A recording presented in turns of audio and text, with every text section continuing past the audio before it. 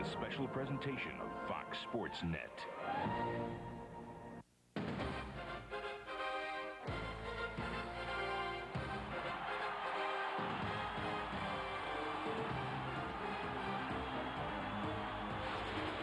Boston fans sitting in Fenway Park have seen their share of disappointment. But Nomar Garciaparra may single-handedly erase the curse as he attacks the AL batting crown. As their nemesis, the Yankees, hold a slim lead in the AL East. The Red Sox must play the final weeks of the summer as if their whole season is in the balance. The Rangers get a chance to play spoiler as Texas gets into the heat of things here in Boston on Fox Sports Net, Baseball Thursday. Good God lineup here. What's all? Get your program. What's the day without a program? It is obviously Fenway Park in Boston, and the Red Sox are giving Nomar a rest tonight. He is out, for the Red Sox and Rangers are ready to get it on. They begin a 4-game series, and it's a big one for this Boston ball club as they rev up against this Texas team. The Sox find themselves a few paces short in both the AL East and the wild card race, and we are down now to 6 weeks left in baseball's regular season. Josh Lewin along with Kevin Kennedy. He has managed both of these ball clubs recently. Nice to have you with us for Baseball Thursday. And, you know, these Texas Rangers, Kevin, they might be out of the race in the AL West, but, well, they've given us a lot to look forward to, I suppose, with the emergence of Gabe Kapler. Yeah, a lot of fun to watch. The 28-game hitting streak for Gabe Kapler is the longest in the major leagues this season, and it was snapped last night, unfortunately, for Gabe Kapler. But he did raise his average 45 points up to 286. With the help of his hitting coach, Rudy Jaramillo, Gabe Kapler now has that big leg kick, a lot like Juan Gonzalez, to generate bat speed. And maybe one day Gabe Kapler, too, will be an MVP. Kapler coming on as the Rangers center fielder. Well, the Red Sox already have an established center fielder. Where would they be without Carl Everett? They would not be in the pennant race, that's for sure, let alone the wild card race. This guy, Carl Everett, still hitting over 300, 29 home runs, 83 RBIs, and that's important because Garciaparra is out of the lineup tonight, and they need Carl Everett to produce 26 of his 29 home runs against right-handed pitchers. All right, you mentioned that Garciaparra not in the lineup. He can still sign some autographs, though. The Red Sox and the Rangers coming up next.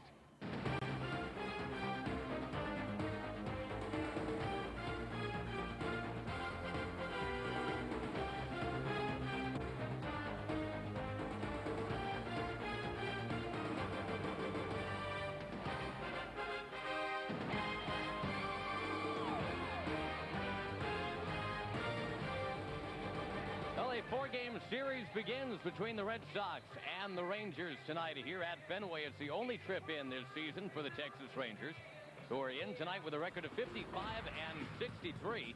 Now we'll take a look at the starting lineup. It features Luis Alicea, Frank Catalanato, and Rusty Greer.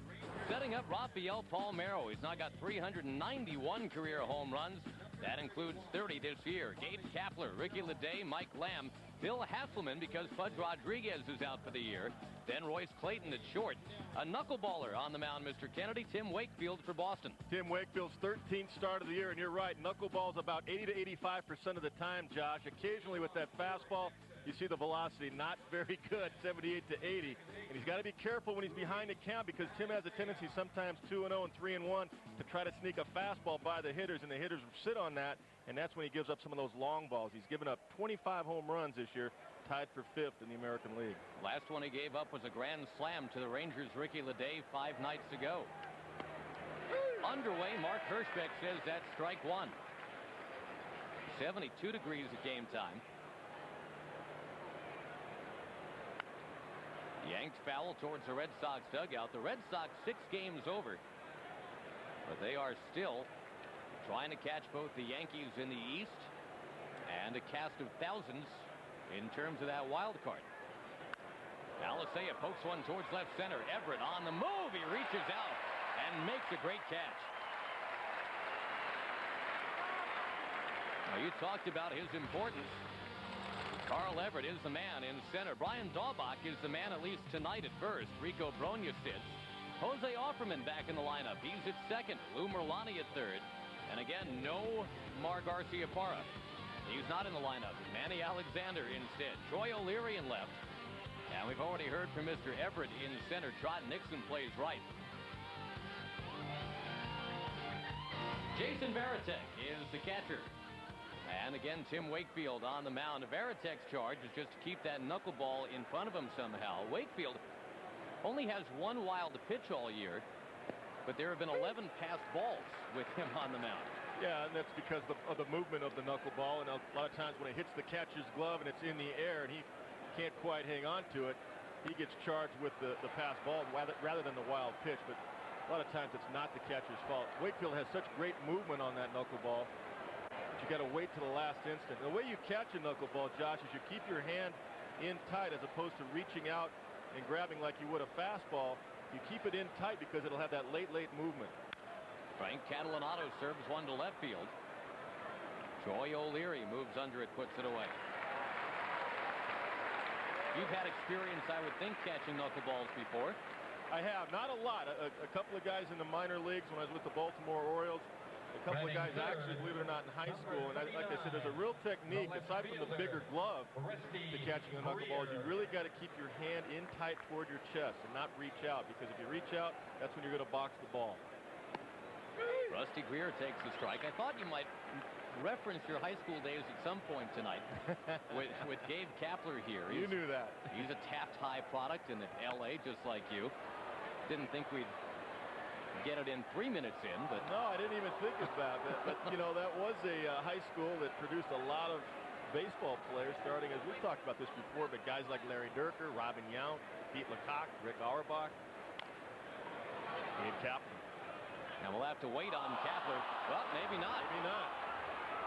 Inning continues, and the Red Sox, again, as they continue a homestand, the defense, that has been among the issues that have been addressed recently, you would have hoped. That's just a routine play, and Daubach really kind of took it for granted. He one-handed it, made the transfer to the bare hand okay, and then just dropped the ball as he's about to feed Tim Wakefield. Not that you have to worry much about the Texas Rangers being on the run now. Rusty Greer without a stolen base. The Rangers, matter of fact, have gone 2 weeks without a stolen base, and the Red Sox, historically, and this is certainly the case this year, same story. They don't run much at all. More so than ever. Only 31 stolen bases for the Red Sox this year. Now there's one of those knuckleballs that bounces away. Nice job by Varitek to hustle after. Yeah, that ball got far away enough that Rusty Greer should be on second base. And what you have to do as a base runner is take your secondary lead, and as soon as that ball hits the dirt, you take off. And Rusty didn't do that. As soon as it hits the dirt right there, because that, on a knuckleball especially, it's going to carry him away much further than it would a normal fastball or slider. And base runners have to be aware of that. That one flutters down too low. 69 miles an hour, and that's about par for the course for Tim Wakefield. Yeah, actually, that's about as hard as he'll throw his knuckleball. Usually he's around 63 to 65 miles an hour. He'll vary the speeds a little bit. And like I said, occasionally he'll try to sneak a fastball. This is not a good guy to try to sneak a fastball right here on 2-0 count. Tim should stay with his knuckleball all the way, because Palmeiro is a dead fastball hitter and a great fastball hitter.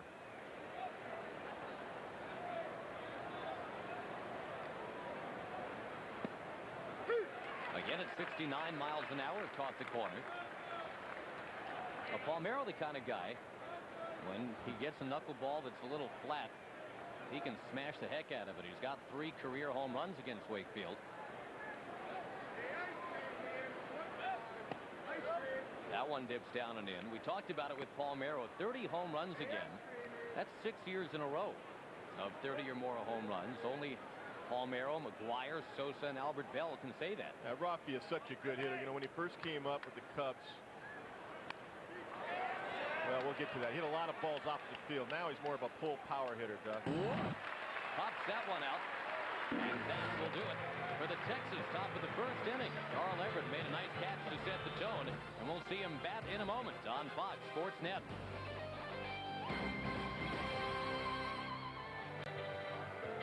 Texas did not score in the top of the first, and now here come the Red Sox against the right-hander Rick Helling. We'll check the lineup. And it's Jose Offerman off the DL and playing second base. Trot Nixon in right. We asked the question, where would the Red Sox be without Carl Everett? Well, they'd be 29 home runs in the hole. Brian Daubach, Troy O'Leary, Lou Merlani, Jason Varitek.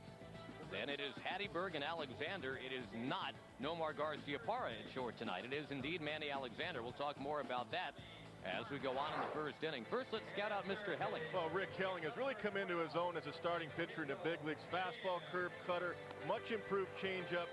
Prone to the long ball when he gets the ball up in his zone because he doesn't have a blazing fastball, but he's become a much better pitcher the last 2 or 3 years. He's really changing speeds much better than when he first came up, Josh. He was a high fastball pitcher in those days in the middle 90s. Now he really changes speeds much better. Yeah, he did engage in quite a bit of chuck and duck last year. 41 home runs allowed, most in the majors since 1987. His slurve a little flat, and he paid for it. He's developed a slider this year. Leading off for the Red And Sox, the last time out against these Boston Red Sox, he was pretty good. Beat Tim Wakefield. 6-3 was that final 5 nights ago. Now, this is 27 starts now for Rick Helling. He's had success in August. 3 starts, 1.74 ERA. Strike right in there to Offerman. Yeah, on those 27 starts, that's the most in the American League now. He's got the 3rd best ERA at around 3.6. Little loop shot, shallow left. Shortstop Clayton back. Greer is on, but it's Clayton who makes the call. And the catch, and we'll introduce you to the rest of the Texas defense as we take you around the horn. Gold Glove caliber at first. That's Rafael Palmeiro. Luis Alicea plays second for the Texas Rangers. Of course, the Rangers thought they'd have Todd Zeile this year at third. He's in New York instead. That's Mike Lamb. Royce Clayton is the Rangers shortstop. And left to right in the outfield, they go with Rusty Greer. Gabe Kapler, who has made great strides in center field and at the plate. Ricky Leday in right. He's played for 3 different division winners already. Just this season. Bill Hasselman behind the plate. What a crazy year for Ricky Leday. 3 division winners last year were Cleveland, New York, and Texas. He has played for them all in the year 2000. I guess the way he has to look at it is that somebody wants him at least, rather than somebody doesn't want him. That's right. Trot Nixon takes, and the count quickly 0-2. Jimmy Williams really likes to mix his lineup up. You'll see on various nights it'll be Trot Nixon hitting second. Sometimes it'll be Daubach hitting second. Merloni's a guy that can hit second. He likes to mix and match and give guys a day off. And Nomar Garciaparra, you touched on, Josh, hitting just over 200 his last 9 games or so, and they figured today was the best day to give him a rest, even though he absolutely killed Rick Helling offensively. Yeah, a little bit surprising to see that this is the night. That pitch misses just inside. Garciaparra 12 for 26 lifetime against Rick Helling. Darren Lewis, by the way, 7 of 17. He's not in the lineup. But Scott Hatteberg is at 0 for 7 lifetime. And it's Alexander instead of Garciaparra. Pretty good pitch. Just missed off the outside corner. That's Mark Hirschbeck behind the plate. Home plate umpire. You know, talking about Garciaparra taking the night off, don't think it's for all 9 innings, because if the game's on the line, about the 7th inning on, look for Nomar to hit for somebody. If he needs a night off, though, and with the numbers he has against Helling, why not DH him, former skipper? Well, you know, they have Hatteberg DH tonight. That's just Jimmy's way. He likes to mix and match, keep everybody fresh. I guess he figures, you know, Nomar still got a hit. He's got to run, because you know if he hits, he's usually going to be on base. Slash to right field, base hit, Trot Nixon. And it takes a carom off the wall, going to Ricky Leday. It's a 1-out double for Nixon.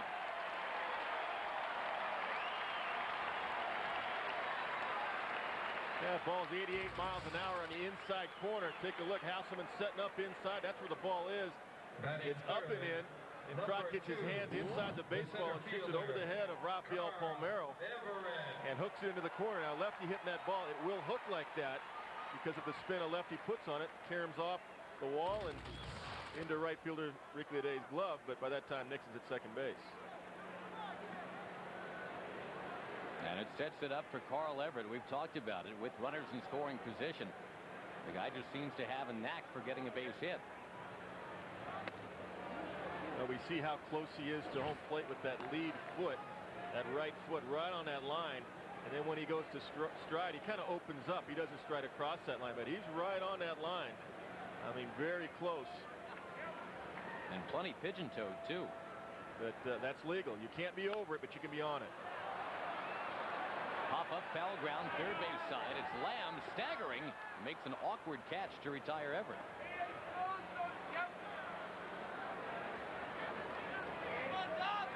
One thing we keep in mind, the 3-4 batters tonight for Boston, Everett and Daubach.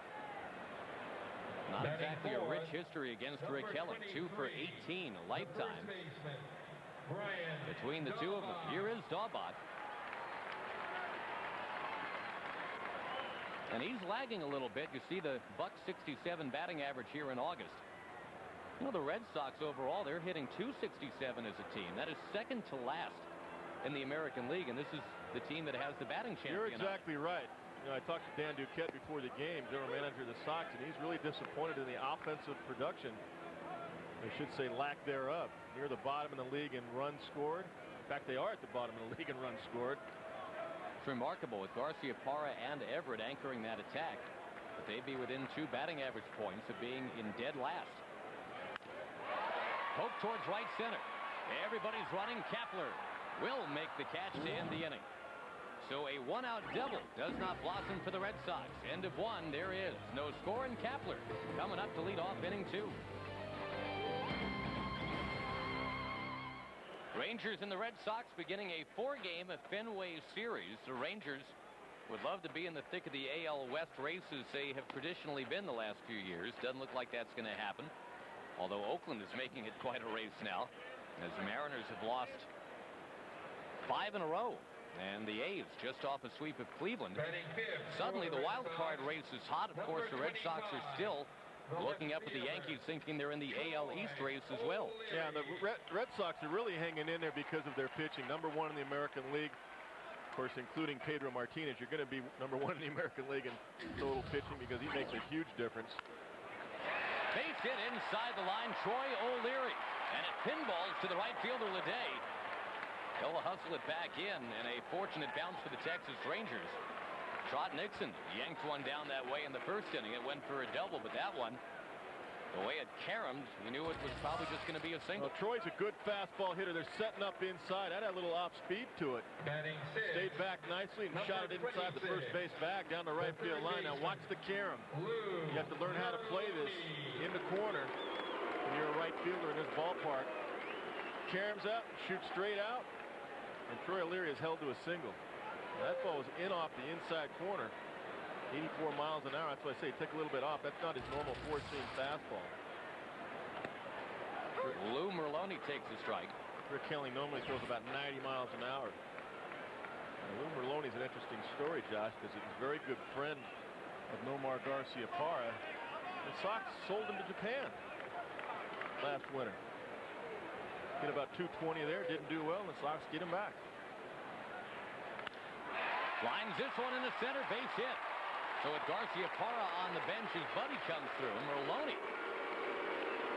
7 for 12, and they are looing, not booing. And he's from the area too, and the Sox fans appreciate the spark that he's provided. Already now 6 for 10, I believe. 545 coming into that at bat. What is he got? 7 for 12. There he is. That's a good start coming back.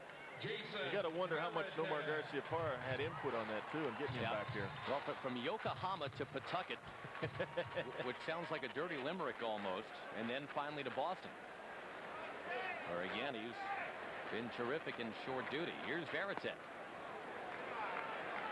and again with the Red Sox against Rick Kelly, you wonder what they'll do here. 2 on, nobody out. Is it a bunting situation against a guy who's got the 3rd best ERA in the American League? Not really in the 2nd inning, and you got a power hitter up here in Varitek. He only has 8 home runs, but he does have a lot of power.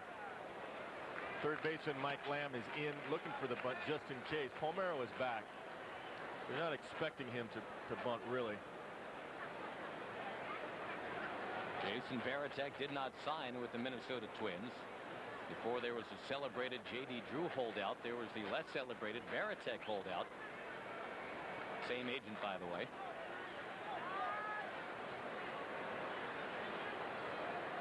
And they're digging him here in Boston.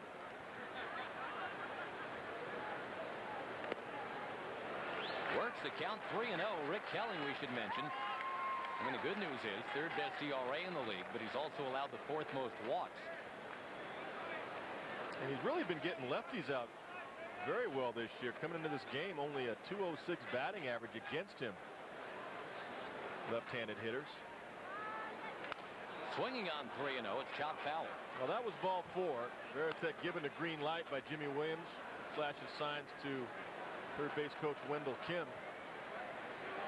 Say, hey, if you get a fastball you like, go for it. And he got a ball 4 there. Then he chased a bad pitch, and he's fortunate he didn't put that into a double play ball. Infield looking for that double play. Instead, it's a walk to load him up for Hattiesburg. Nobody out.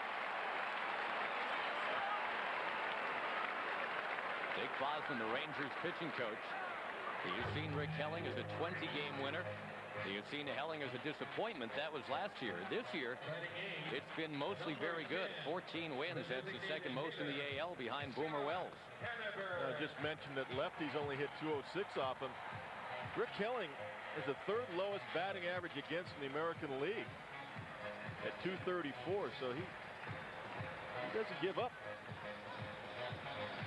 many hits to the opposition, but the walk's not going to help him here. And as Hattiesburg has a good eye at the plate, he really works the count pretty well.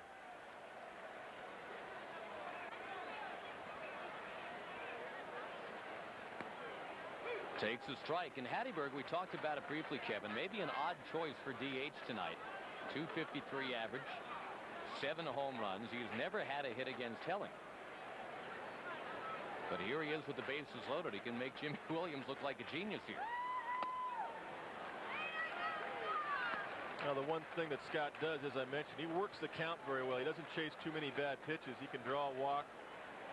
Pretty much a 1-to-1 strikeout to walk ratio. So he's a tough guy with men on base, especially with the bases loaded.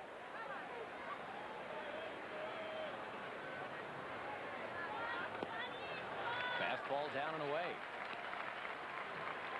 Helling not exactly getting the fastball over consistently tonight.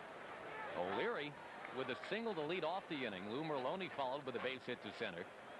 Then Varitek the walk.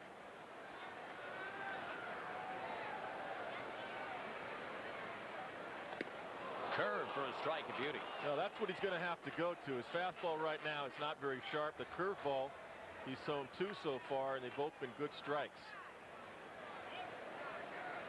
So you might just stay with that to try to get an out here, maybe a strikeout. Check swing, fastball outside. On 3-2, does he dare? That's Brian O'Nora saying no way, no swing. Well, what do you figure? Off speed? His curveball's been sharp. I'd throw the curveball right here because his fastball has not been good so far. Drop a backdoor curveball on him.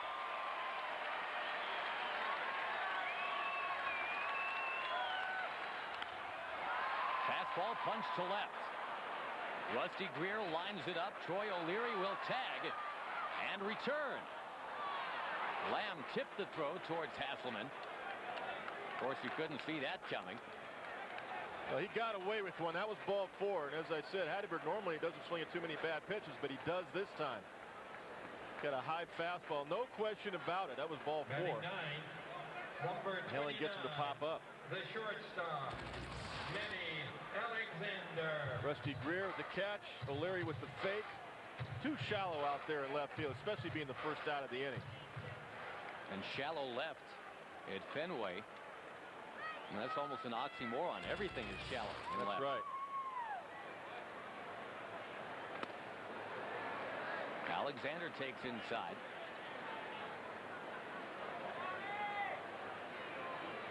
Well, the fans, I'm sure, when they came in tonight with their Nomar Garcia Parra jerseys and pennants, nothing against Manny Alexander. They didn't think they'd see him at short tonight. But here he is with a chance to produce. The count 1-1. And the other choices, you're right. They had Rico Brogna on the bench, who hit a grand slam home run the other night to win a ball game. That's why they picked him up. Rico Brogna has given some offensive production, but he's not in there tonight. Here's a guy that had over 20 home runs each of the last 2 years, over 100 RBIs. Count dips to 1-2. Rick Helling will try and polish off Alexander, the number 9 hitter. Rico, also from the area here, New England. And you mentioned it, a triumphant return. A couple of big base hits for the Red Sox. He's only been here about a week and a half.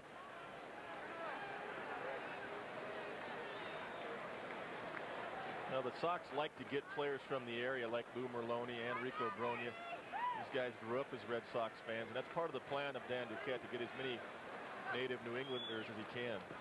Swing and a miss, and a breaking ball in the dirt. Well, you talked about that slider or that cutter. That's what that last pitch was, 80 miles an hour. That wasn't his normal overhand curveball. Had more late slider breaking action right there. That's what it was. Way off the plate. Nice play by Bill Houseman to keep that in front. Excellent. Number 30. Outstanding block by Billy Houseman to keep the ball in front of him. Down and away. 80 mile an hour, low outside. That's a slider. And that's 2 down now. Remember, it was bases loaded, nobody out. It's now left to Jose Offerman.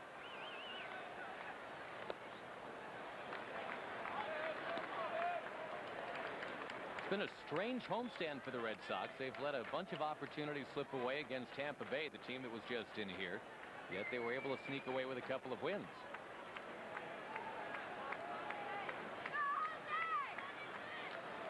There's the curve and a strike on the outside edge. Good backdoor curveball. 77 miles an hour.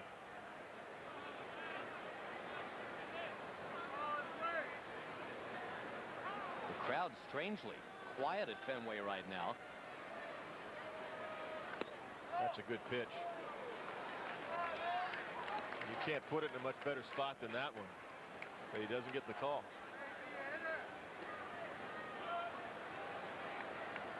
This place is packed tonight as usual, Josh. They're usually at about 95% capacity every single night. In the air left field, and the angst was well founded. Well, they've had 90 years of angst, and it all crystallized in the second inning here tonight. Bases loaded, nobody out. They did not score. Baseball Thursday on Fox Sports Net, brought to you by Toyota. Toyota, making it happen every day. Well, Nomar Garciaparra cannot play every day, or so says Jimmy Williams. Tonight's the night that he sits out with a .377 batting average. The LendingTree.com matchup, we put Garciaparra against Todd Helton, the Major League's leading hitters. Helton adding a point today, 1-for-1 with a few walks. He's now at .396 as he chases down immortality, named Ted Williams. You talk about a guy with a leg kick. Todd Helton has that leg kick. Produces a lot of bat speed.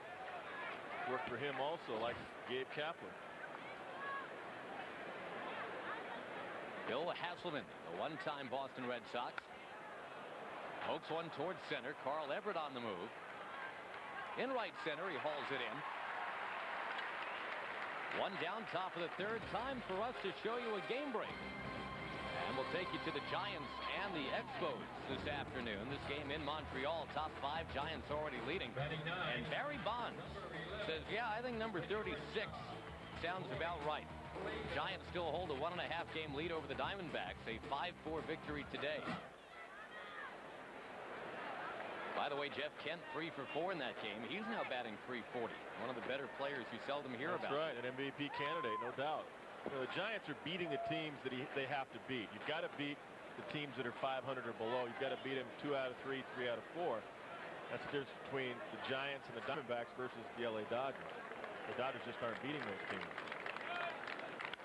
Clayton bangs one into left center. That takes off a little bit. Everett's got to go hunt it down. Clayton with eyes for second base. On the move, sliding in, and safe the call. Well, Everett's a 5-tool player with a strong throwing arm. Clayton can run, obviously. No doubt about it. Carl Everett has 9 outfield assists. We saw him make a great catch in the first inning, but those 9 assists tie him for 4th in the American League. That's why this guy's so valuable, not only at the plate, but defensively. Cuts the ball off, plants the right foot, and gets a strong throw in on one hop, and just does miss getting Royce Clayton out of second base. What a big turn this would be if the Rangers can come up and score here against Wakefield after the Red Sox essentially blew it in the bottom of the second inning. Bases loaded, nobody out. They didn't score. Especially against a guy like Rick Helling, 3rd in the American League in ERA, who usually gets stronger as he goes along. You got to get pitchers like that early in the game when you have the opportunities. And you're right, the Red Sox blew it.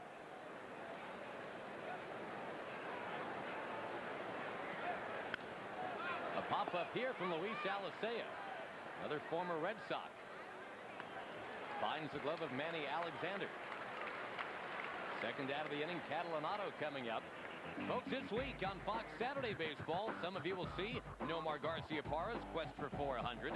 Red Sox and Rangers again. Most of you will see the Braves and the Giants or other regional action. Got the Mets and Dodgers too. Baseball begins with This Week in Baseball at 12:30 Eastern, 11:30 a.m. Central. Check local listings for the game in your area.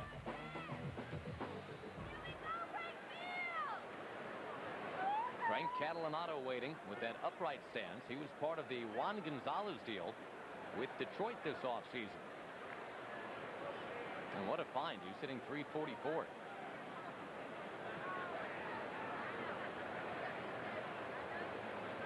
He's got his parents down from Long Island to watch him here in this series.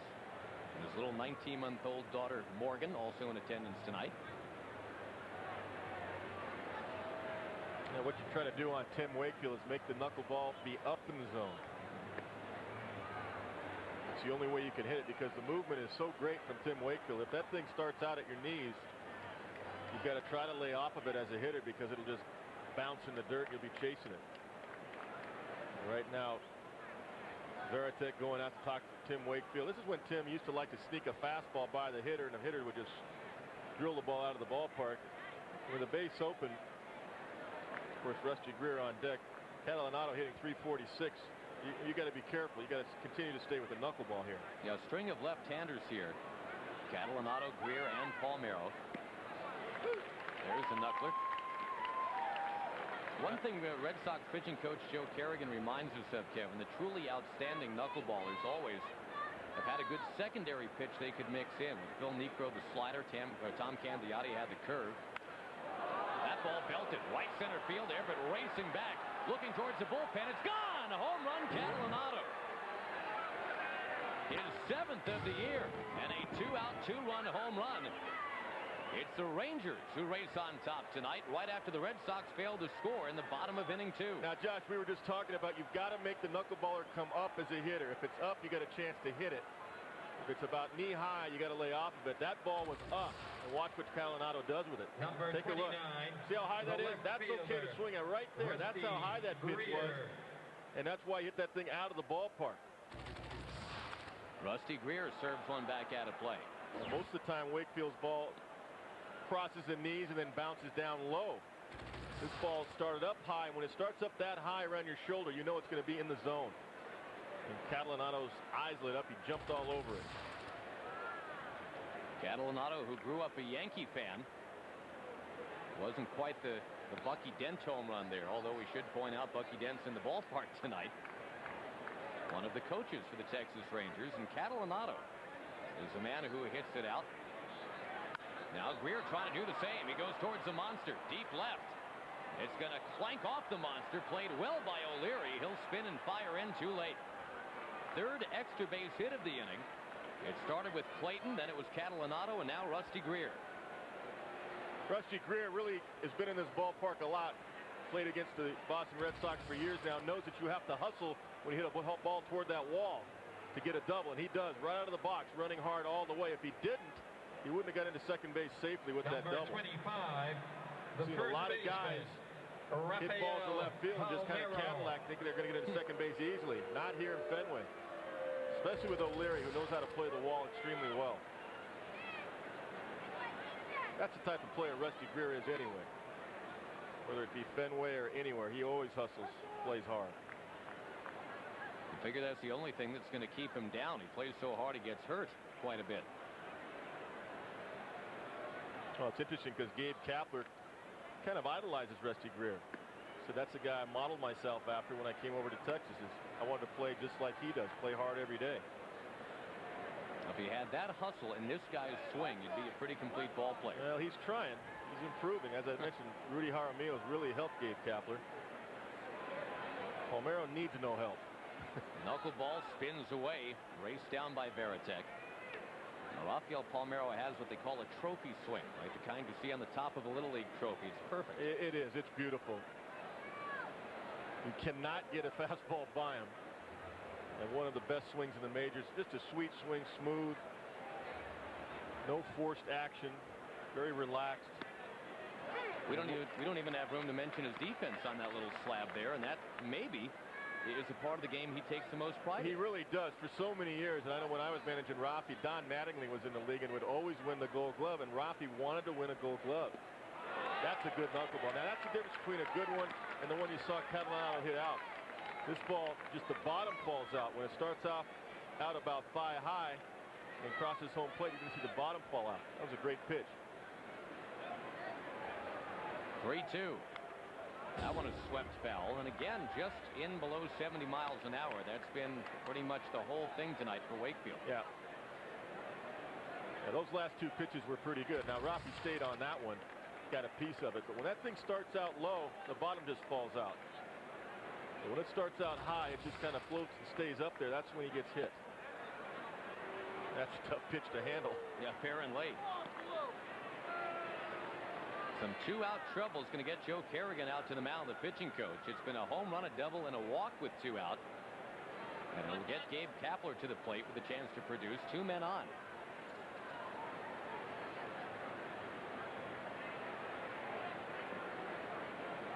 Well, that's an animated pitching coach right there.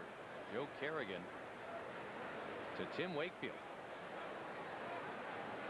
Well, most of the time with Tim Wakefield, you just tell him to stay with the knuckleball. Don't give up on the knuckleball because it'll come around. You have to be very patient with knuckleball pitchers and not worry as a manager about a walk or two, because if he goes to his second and third pitches too often, he'll get killed. Now, we started talking about it. You know, Niekro could go to that slider.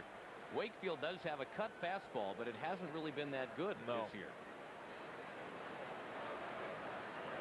Kapler again goes after the first pitch, and he shoots it over to Alexander. The Rangers ran two, but they have scored two.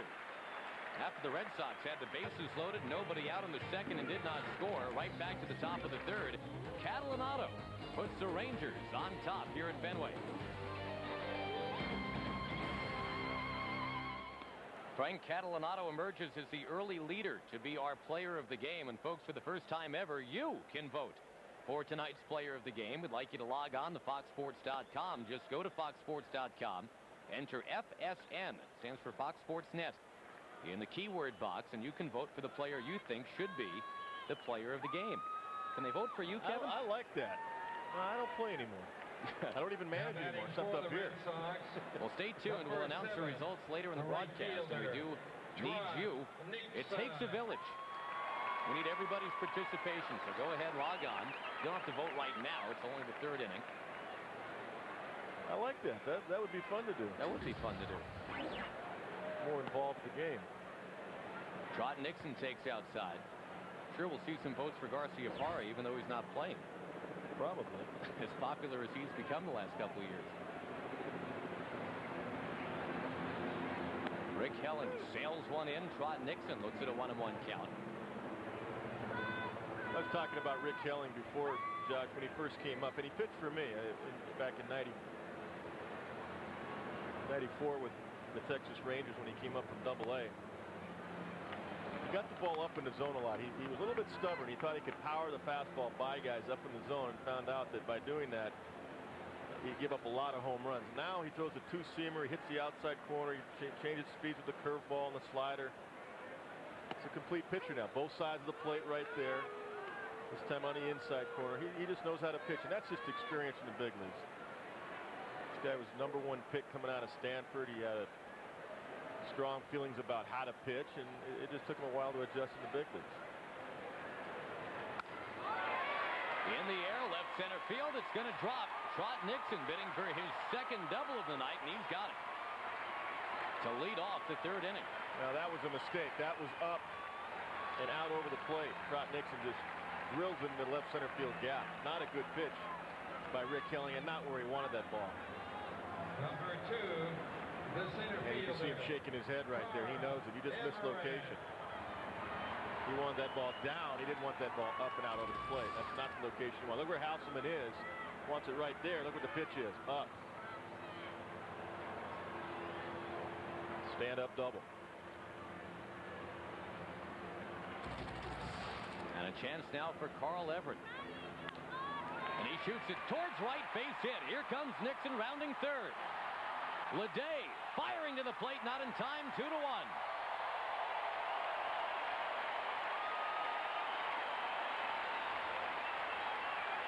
Ricky Leday really had no chance to throw out Trot Nixon on that ground ball single to the right side.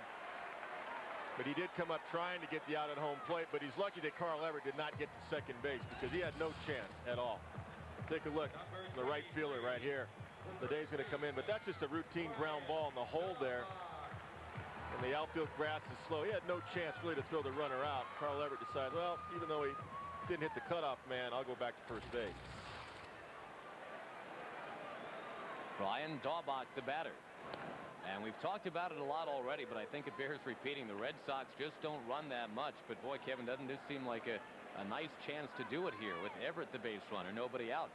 Well, and he can run. He stole 25 bases last year in Houston. He's only got 8 this year. Been caught 3 times.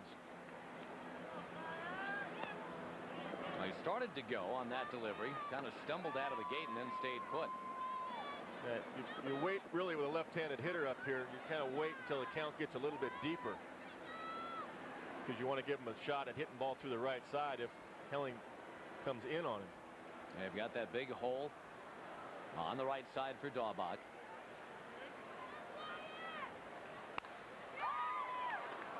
Towards that area, but foul. Daubach's a very, very good low ball hitter, and he's learned how to hit the ball to left center here in Fenway Park. And many, many times he's hit one over that monster in left center. I've seen him hit a lot of game-winning home runs already since he's come to the Red Sox in this ballpark.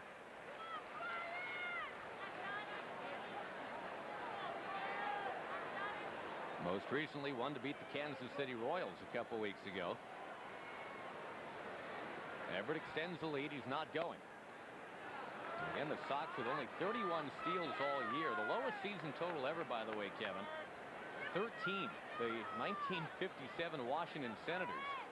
You know who was on that team? Whitey Herzog, whose mid-'80s Cardinal teams routinely stole more bases in a game than their leader had all season. They had Julio Becerra, who had 3. That led the team. Well, I just think I like the running game because being a former catcher, I know what pressure it puts on you to call the game. If anybody in the lineup might run at any time, and you don't have to have speed to run. I've said this so many times. You put them in motion depending on the situation and the count. Right now, 2-2 is a great running count because the pitcher's trying to throw a strike here. He doesn't want to go 3-2, and the hitter's trying to put the ball in play. He doesn't want to strike out, so it turns into a run and hit play if you put him in motion now. But I like the running game because I think it creates more fastballs for your offense. So consequently, for the Boston Red Sox, who have some good fastball hitters, I think if they put more runners in motion, not to steal bases, but just to put pressure on the defense, consequently, they would get more fastballs in their lineup to hit. Well, there goes Everett. The pitch down and outside. And it ended up being a good pitch on which to run. Leading the team, Carl Everett, that's his 9th. Yeah, that was one of my favorite counts to put people in motion for the reasons I just mentioned. 2-2. You turn it into a run and hit play. Now, Carl Everett's got his head down. He's stealing all the way. And he didn't hear any contact. Look, he doesn't look back in. He's just head down. He's stealing. Now you've got that tying man at second. Worst case scenario, if Daubach strikes out, you've still got that runner at second, right. One away. Works like a sacrifice almost.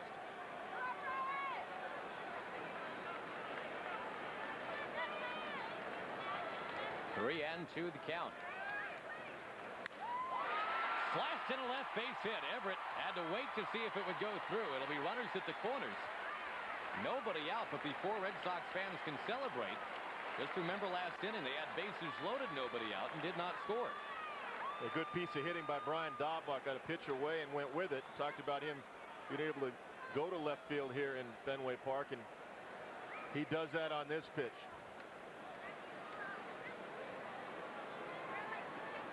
Dick Bosman out to the mound. We'll flash you back to last inning when it was bases loaded, nobody out. There's the pop out by Hatteberg. Alexander the strikeout, and Offerman a fly ball to left and the threat. Well, Dick Bosman out there now saying, hey, we're going to try to get 2. Minimize a big inning here. The infield defense will play for 2 up the middle. Don't worry about getting a strikeout. Just try to get an out here. Try to get the ground ball. we'll give up a run for an out and maybe a run for 2 outs if we can get that ground ball. You got to minimize big innings. Well, the Red Sox again close to the bottom in the league in batting average. No such problems tonight.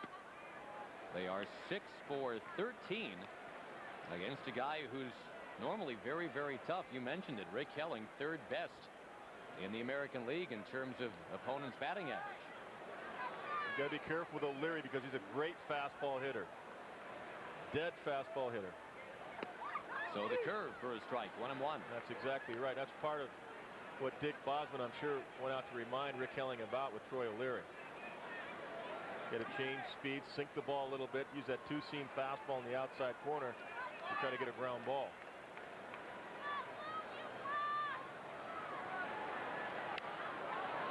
The old away foul. Not up there. 87 up there is going to be hit out of the ballpark. Got to get the ball down. He did try to go away, but he tried to go away to Trot Nixon and did the same thing. Got the ball up, and Nixon started getting with that double to left center. And now he can go for the strikeout. Throw that good hard curve in the dirt if he wants, or the 2-seam fastball away. Just missed, up a little bit outside.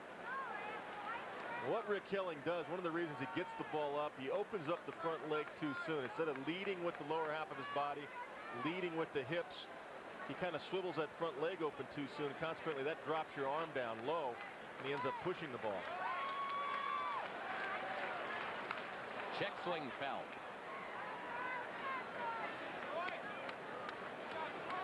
Rick Helling again, he was heading towards another 20-win season. There were 4 20-game winners a couple years ago.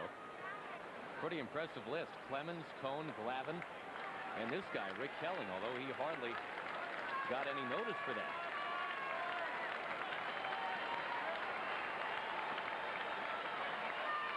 Again, the 2-2. Right there, strike 3 call. There's the 2-seamer. Nice pitch, 89 miles an hour. He finally got one down when he needed it. That was paint on the black of home plate and at the knees. Great location. Look at Hasselman. Look at the pitch right there. Lou Merloni. Bill Hasselman freezes it. There's the reaction. Helling, I've done it all the time. No problem. Lou Merloni now takes a strike. The curve to start him out. Merloni a base hit in the second. And look at that, 7 of 12 since coming up from AAA. Just a fly ball of any depth ties the game for the Red Sox. Oh, those are good overhand curves right there. Maloney got a fastball in the second inning, and he lined a single to center. So Helling starts off Lou Merloni with a couple of curveballs. Gets him in the hole 0-2. Anything on the ground, because Jimmy Williams doesn't run much and won't with Dahlbach, is a double play. Just missing with the fastball down and in. Helling's been working the high wire like one of the Walendas so far tonight. The bases loaded jam. He got out of it last inning, looking to wiggle off of first and third. Nobody out in this inning. Well, he's leading the American League in average pitchers per start. 113 he averages in only 6+ innings per start. Good pitch, inside locations, 2-seam fastball. Well, he did it to O'Leary. He does the exact same thing to Merloni. A couple of strikeouts with runners at first and third, and now it's up to Varitek to save the inning. The catcher, Jason Varitek.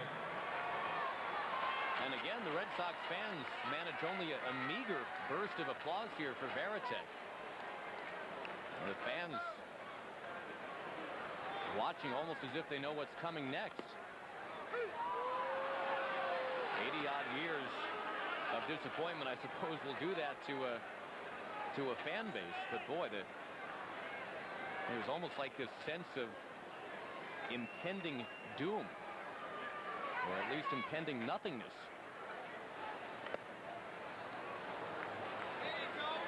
I think it really started, not to keep putting this back on Jimmy Williams, but when it was bases loaded in the second, and the fans realized it was then Hattiesburg and Alexander coming up. It just seemed like they were a little bit resigned to, boys, is this the best we got tonight? Yeah, it's not Bronya and Garcia Parra. On the corner there.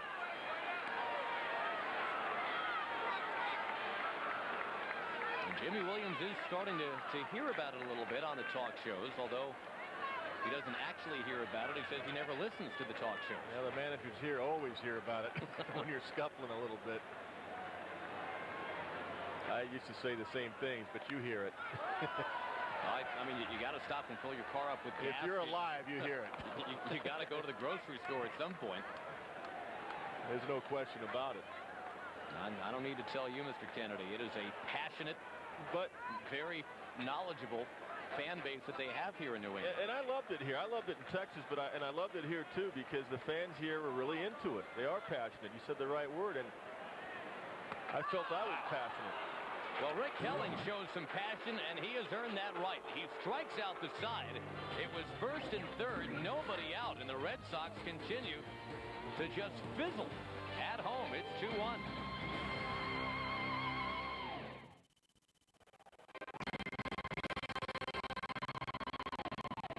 Well, the Boston Red Sox with an opportunity in the second and again in the third, and it just didn't happen. Great sequence of pitching by Rick Helling to finish off the bottom of the third inning, striking out O'Leary. Two-seam fastball on the outside corner, gets Merlone on the inside corner. He strikes out Veritek with a high fastball. Big key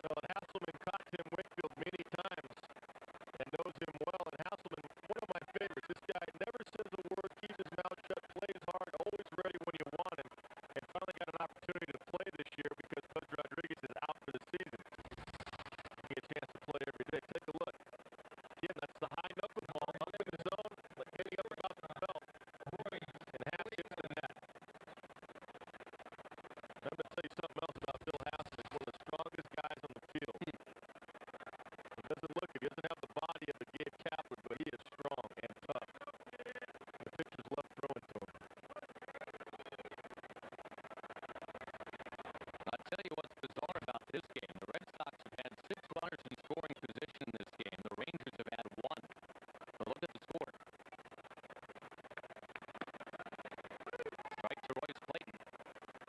And we're talking about that pennant race, too. You know, your final 6 weeks. When you're 4 or 5 games back, you start to lose days, too. That becomes important.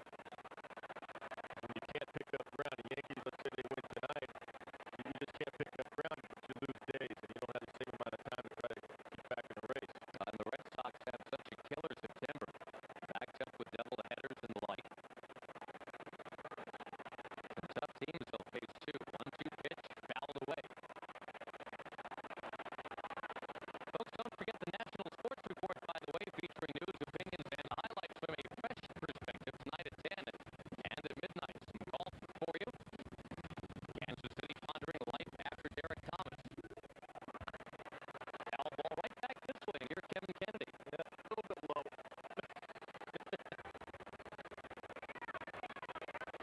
Josh, remember last year I caught a Mark McGwire ball, remember? And I threw it back. The Mark McGwire ball. Yeah. He wanted me to keep it, but You can get $3 million for one of those, I think. Clayton, little loop shot left field. O'Leary coming. And he will make the catch to end the inning. Bill Haslman is the guy that ignited the Rangers in the 4th. He hit a home run, his 4th of the year. It's now the Rangers 3 and the Red Sox 1.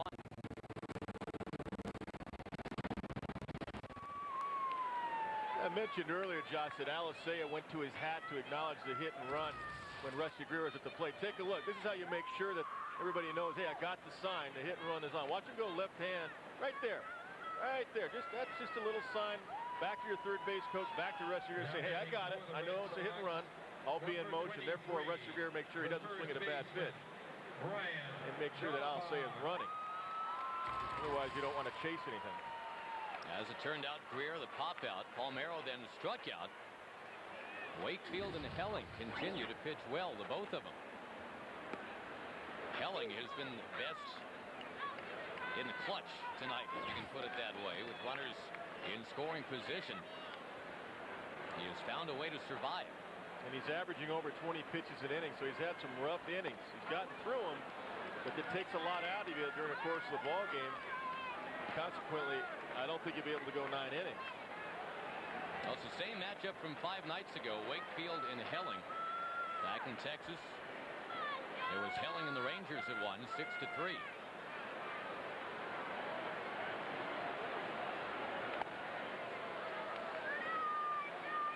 Fastball was high to Daubach. Well, that'll change your eyesight. It's only 87 miles an hour, but when you work both sides of the plate and get one up at your head right there, it'll make you think a little bit. And it followed the 80-mile-an-hour curve. That ball slapped foul. Well, again, Kev, the Boston Red Sox, they know what they're up against in Rick Helling, one of the better pitchers in the American League. But they also know that the Yankees are winning tonight. They're 4 out in the AL East. They're 2.5 back in the wild card. And it's tough not to scoreboard watch, especially this time of the year. Good pitch again on the outside corner. That's 2 strikeouts in a row for Helling going back to last inning. And 6 for the night. We take you back to the 7-Eleven baseball trivia question. The last right-handed hitter to win back-to-back American League batting titles. Would you believe it was Joe DiMaggio in 1939 and 1940? And then, of course, the next year, in 1941, he had a 56-game hitting streak. But did not win the batting title that year. Ted Williams did. Part of a Triple Crown season. And the Red Sox looking for a back-to-back story like that. Just like Joe DiMaggio, they've got a shot with Nomar Garciaparra. They got a great shot with Nomar, no doubt about that. Are you going to hold off Darren Erstad? Troy O'Leary sails one away to center field. Kapler back shy of the gate. He has got it for the second out. Folks, Saturday, it's This Week in Baseball. And we invite you to join Red shortstop Barry Larkin as he talks about how the city of Cincinnati simply refused to let him get away. Catch This Week in Baseball Saturdays on Fox at 12:30 Eastern and Pacific, or catch it again right here on Fox Sports Net Mondays at 5:30. Check local listings. It is as close to the game as you can get. I like what they've done with that this year, taking it right to the players. Yeah, a lot of fun. It is. Give you some insight. The players are doing a good job. They're having some fun with it. You know what that means, though? The more they practice that, the more they're coming after our jobs up here in the booth eventually. Eventually. We're rooting for them not to do as well as they're doing, selfishly. I think they'll want to stay down there and make the millions that they're making. Merloni. He spanks one towards Kepler, and it gets by him. An ill-advised dive, and let's watch Merloni all the way to second, heading for third. And Wendell Kim's going to hold him there. And the fans were booing Wendell Kim because Kim had the stop sign up even before Merloni got to third and even before the ball was back in towards second base. Well, you said it, Josh. Ill-advised dive. With 2 outs, you want to keep that ball in front of you. Just let Merloni have the single. He really wasn't close enough to that ball to make a dive. Watch how short this ball is from his glove. And with 2 outs, nobody on, you just don't want to do that. Let him have the single, keep the ball in front.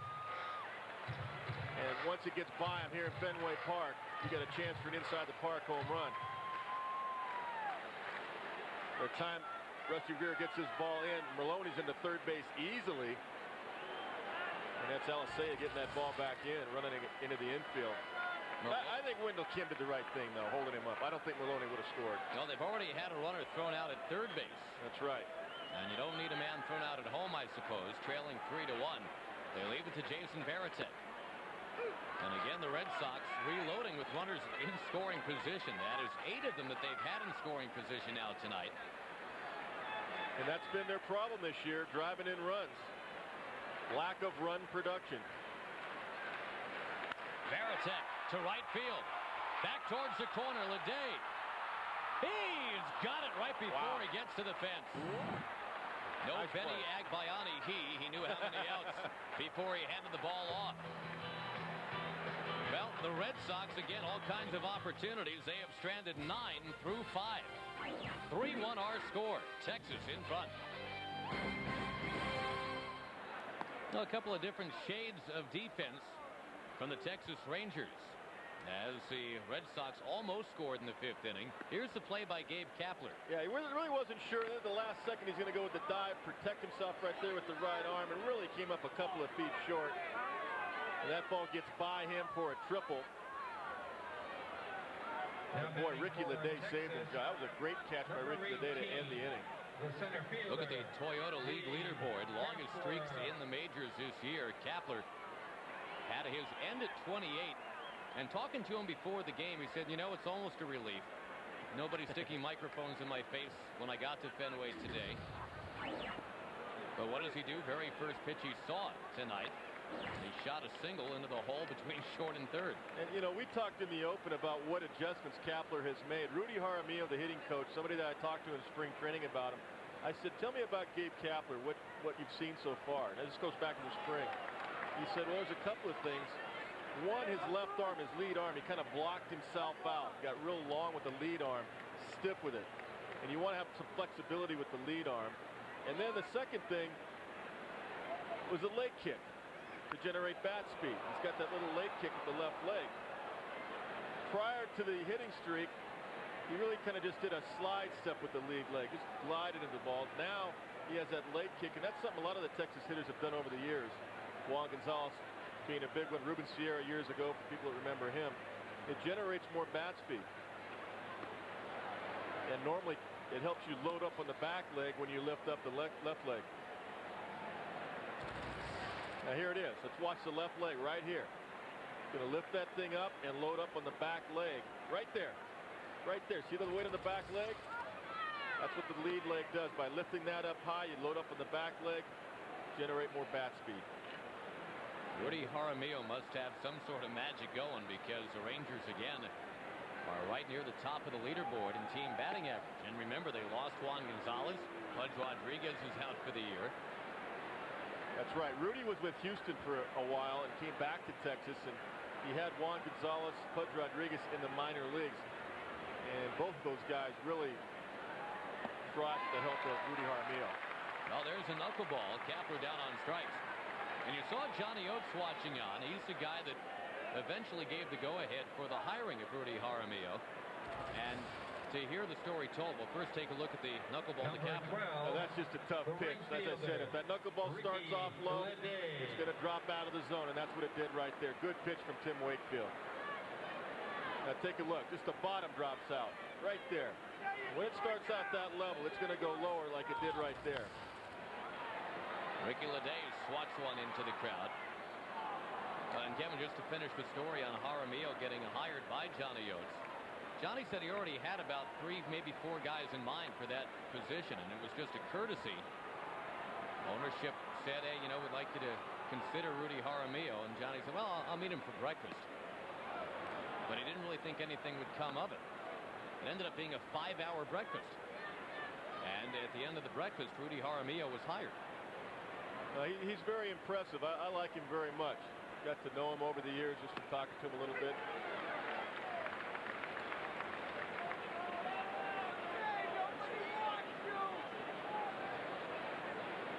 Now that's Bucky Dent. He knows his ballpark. Yes, he does. Ricky Leday waves, he couldn't get it. 65-mile-an-hour butterfly from Tim Wakefield.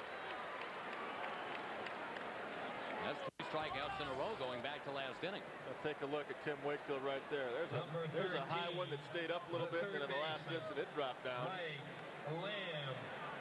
And Ricky Leday pulled off it. Now there's a higher one that he got away with. But Ricky swung underneath it. 65 miles an hour. He's got this down to a science. 11 degrees down.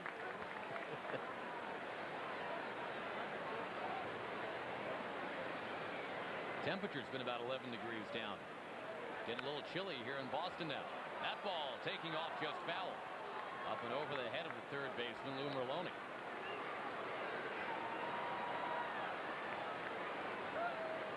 That's always fun, I think, when you can watch a knuckleballer when the knuckleballer is on. And Tim Wakefield, for the most part, has had it going on tonight. When he faced the Rangers 5 nights ago, it just suddenly left him. Got into the 4th inning. He opened up with 12 straight pitches out of the strike zone, then allowed a grand slam. Nothing like that has befallen him yet tonight. And he's working with a lead of 3-1. Well, Tim's changing deficit of 3-1. Tim's changing speeds a little bit more this inning too. He took a little off the one to Leday where he struck him out 65 miles an hour. Then he starts off Lamb with a 70-mile-an-hour one. That last one was down to 64 and 63 miles an hour. So he's changing speeds of the knuckleball better this inning than he has the whole game. But again, Wakefield and the Red Sox still trailing 3-1 to Rick Helling. He gets Lamb. He had 2 strikeouts all night through 5. Now he strikes out the side in the 6th. Does that ignite the Red Sox? Will anything ignite the Red Sox tonight? They continue to trail it 3-1 at Fenway.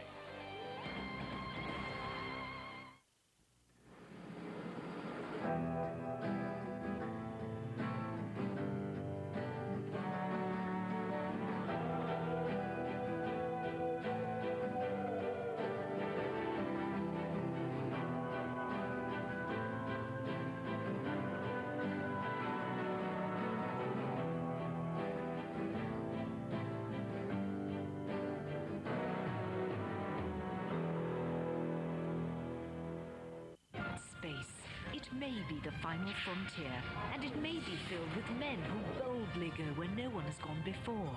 But it does get lonely out there. So, when officers of the Starship Enterprise are done saving the universe, this is how they take some time out. We came here to relax. I am relaxed. In fact, I've never felt better. See the softer side of the Next Generation Star Trek, Sundays on Star World.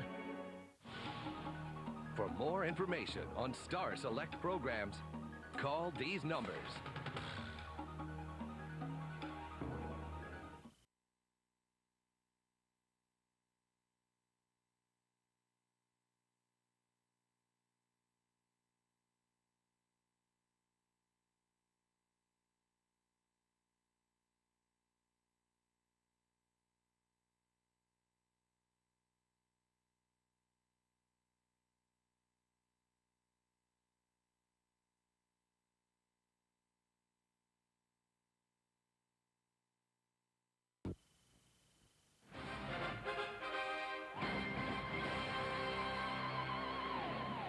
We go to the bottom of the 6th in Boston, where the Red Sox continue to trail the Texas Rangers 3-1. Josh Lewin, Kevin Kennedy, great to be with you.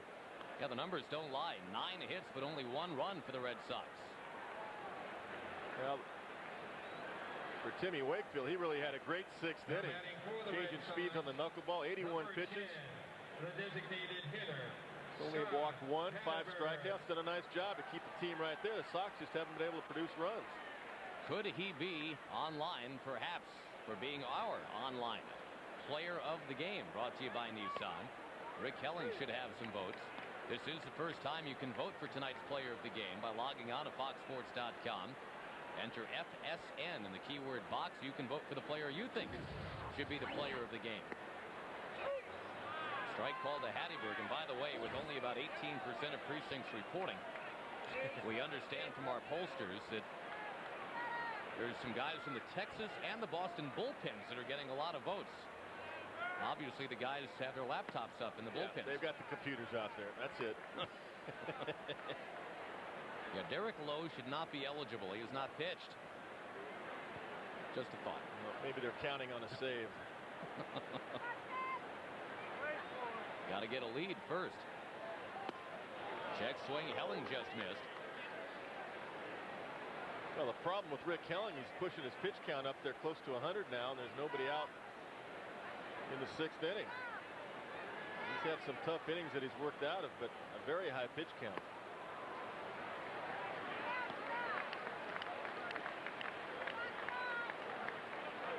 Dick Bosman, the venerable pitching coach,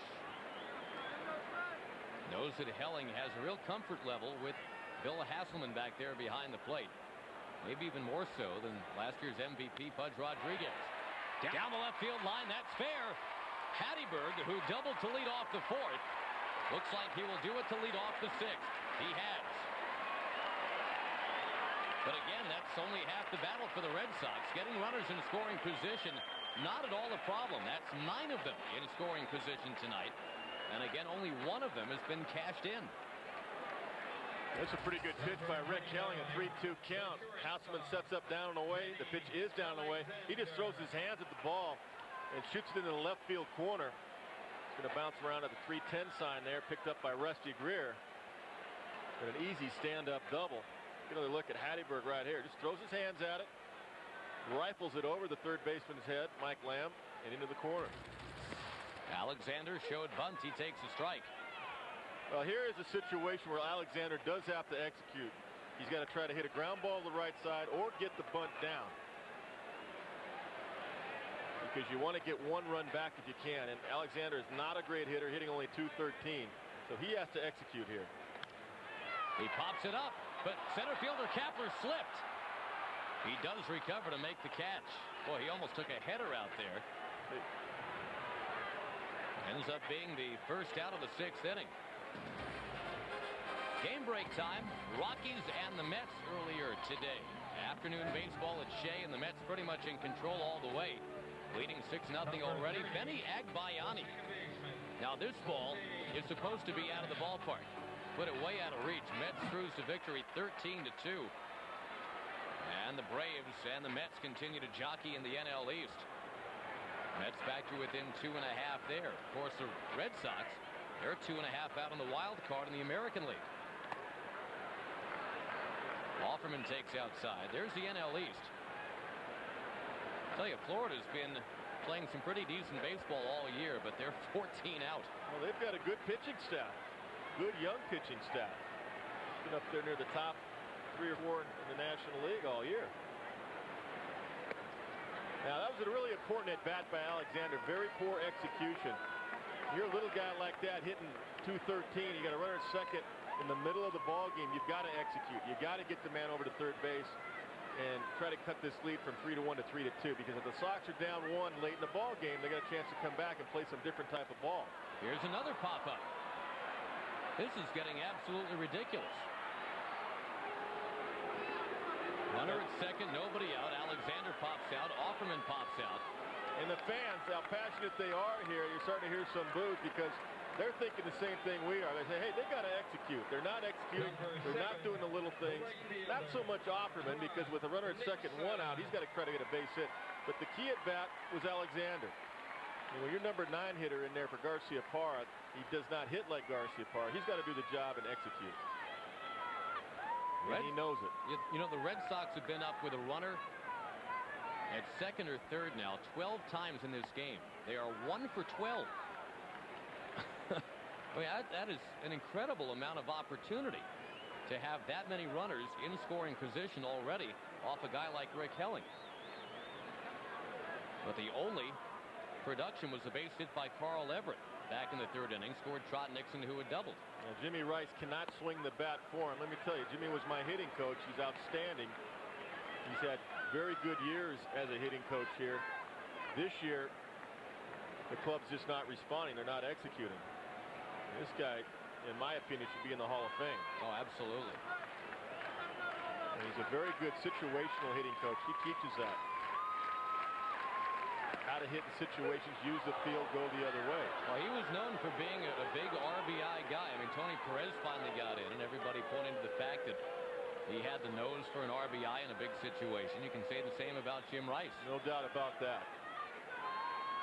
And he's a guy that accepts responsibility, Jim Rice. He doesn't put the blame on anybody else.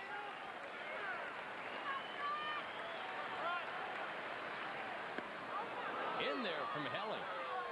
Trot Nixon, who was doubled twice and walked once. And boy, who do you blame if Nixon doesn't come through, and the Red Sox have stranded 10 through 6 innings.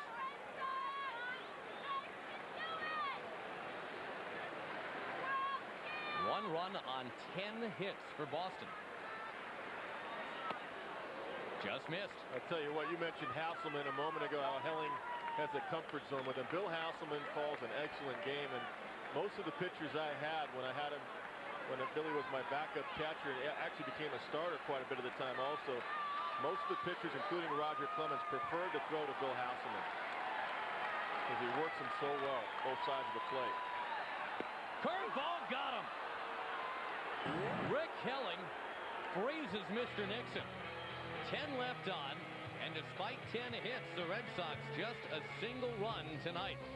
3-1 Rangers on Fox Sports Net.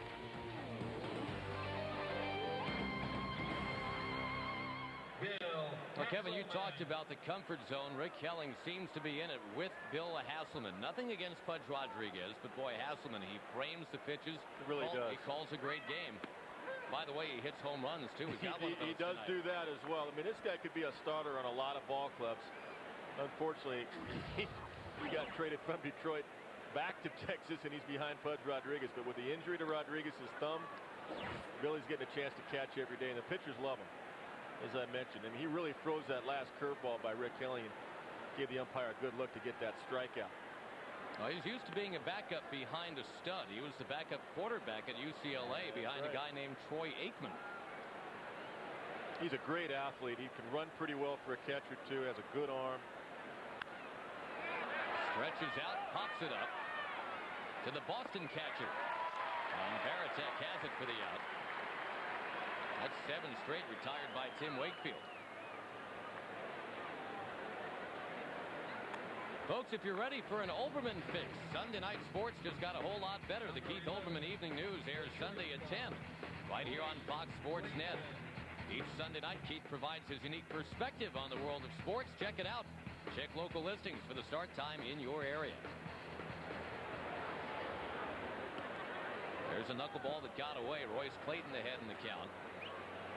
And the story of the game continues to be the Red Sox remarkable inability to get a base hit with a runner in scoring position. Carl Everett has done it once. Other than that, they're 0 for 14. No more Garciaparra in the lineup tonight.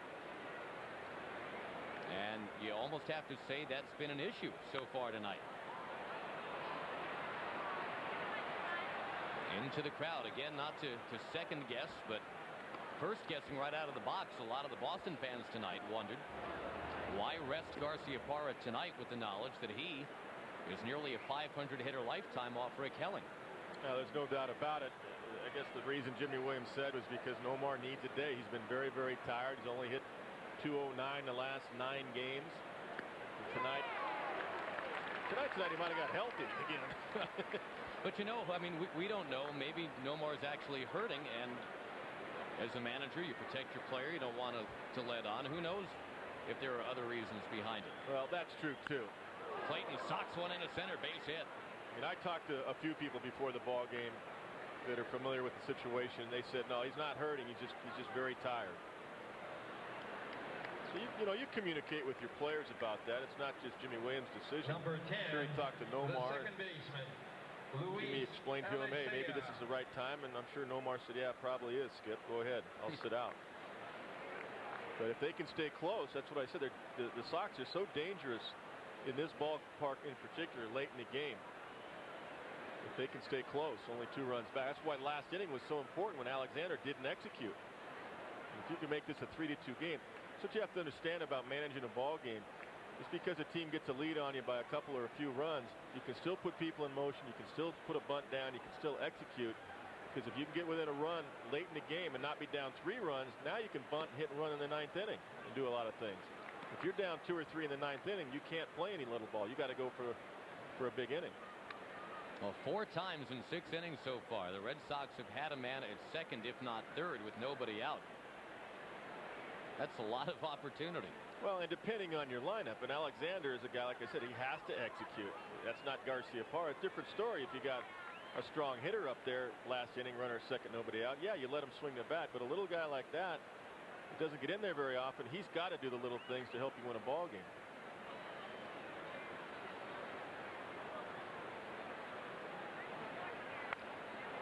Hard hit. Offerman couldn't get there. Looked like he was going to backhand it, but he could not make the play. And just like that, the Rangers have runners at the corners. Well, Offerman all season long really has had a ligament problem in his leg, and that's one of the reasons he hasn't stolen any bases this year. And one of the reasons he doesn't have the same range he normally has, because he's very quick on the first step normally. He just did miss that ball, and just enough instead of maybe a double play ball. It turns out to be first and third, 1 out. Frank Catalanato.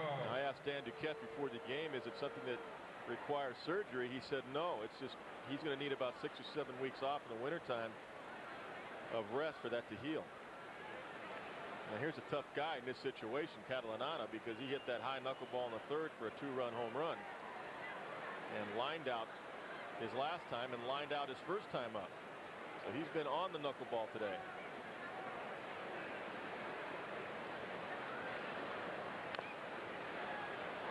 Catalanato fouls one. And the Sox do have their bullpen up and going. They got to keep the game right here if they can. Got Fleury working for the Red Sox.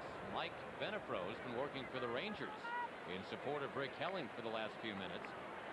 Helling's up close to 110 pitches for the night. Now there's the signs right there from Veritek saying whether we're throwing through or not. Letting the middle guys know in case Johnny Oates decides to put Alicea in motion.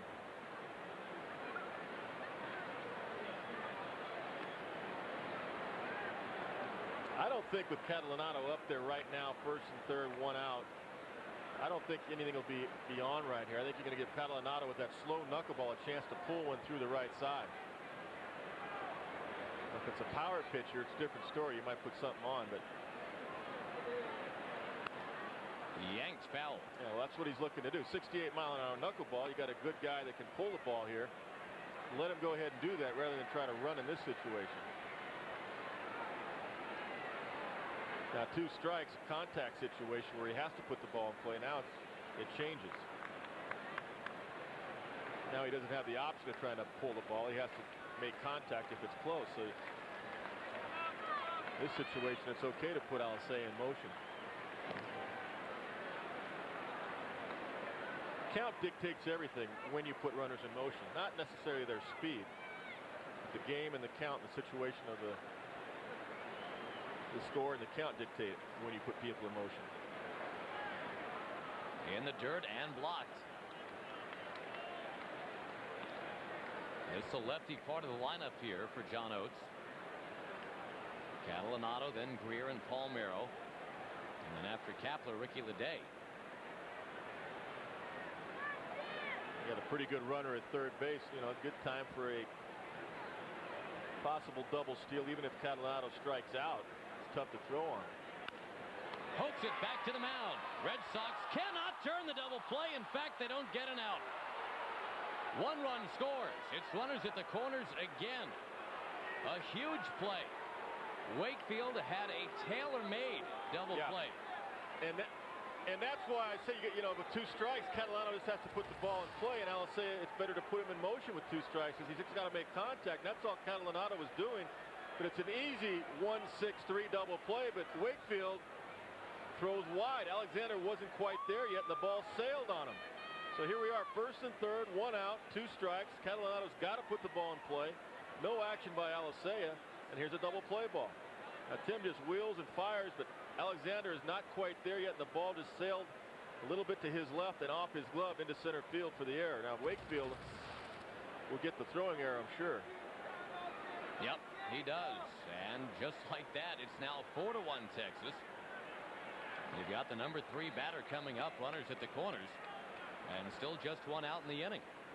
Number 29, the left fielder. You know, getting back to that point that Rangers don't run, the Red Sox don't run. I mean, you've got to think about putting them in motion there because your hitter has to just make contact. He can't try to pull the ball in that situation, and they should have been out of the inning. Can Wakefield get another ground ball? Nope. Greer sails it towards the monster. Deep left field. It's going to get off the wall about 2/3 of the way up.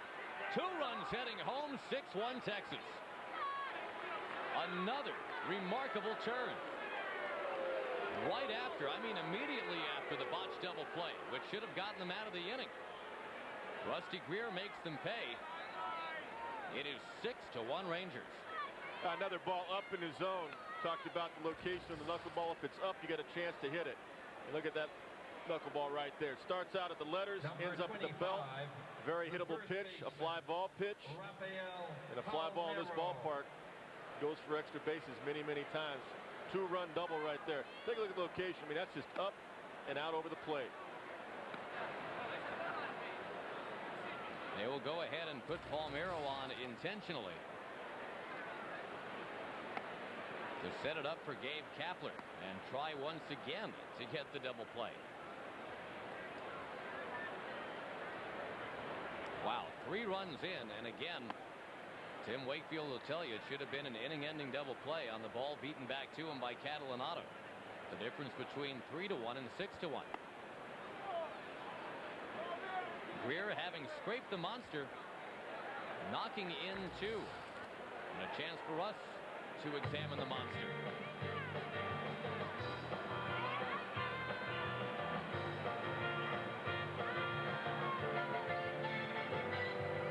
Well, 37 feet high, Josh. You've got to know how to play this ball. You got to realize when it's high enough to go out of the ballpark or when to play the carom, and that's why it's so tough for visiting clubs normally to play here. Well, that's going to do it for Tim Wakefield. The monster not his friend tonight. 6-1 Rangers will be right back. Well, with the Yankees up 5 runs in their game against Anaheim, looky here. The Red Sox are down 5 runs despite out-hitting Texas tonight 10-9. Well, it's been a gutty performance by Rick Helling to get himself into trouble. Then after he gives up that leadoff double, which he's done a few times tonight, then he gets himself out of trouble by making some great pitches and getting the strikeouts. And now with a big cushion for Rick Helling, even though his pitch count is way up there, he's going to get enough help now because he's got a big lead. Bryce Flory comes in the game. 16 walks, 22 strikeouts. And folks, don't forget this evening, for the first time ever, you can vote for tonight's player of the game by logging on to foxsports.com. Go to foxsports.com, enter FSN in the keyword box. And we do invite you to interact. Vote for the player you think should be the player of the game. We'll announce the results at the end of the ball game tonight. Well, it's Flory coming on to face a guy that he was teammates with last year in Detroit, Gabe Kapler. And Kapler, who has hit safely now in 29 of his last 30 games, has 2 on, just 1 out. No more knuckleballs to worry about tonight. Well, pretty good sinker, though. A lot of movement right there by Flory.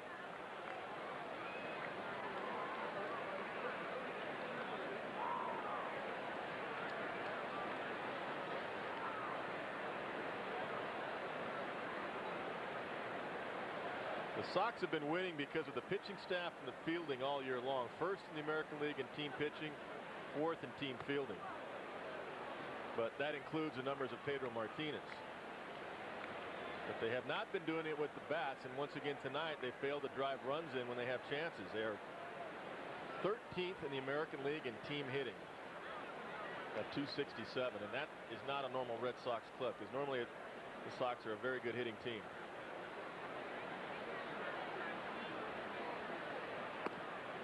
One caught the inside corner, says Mark Hirschbeck, and interesting to see Flory come on right here to face Kapler.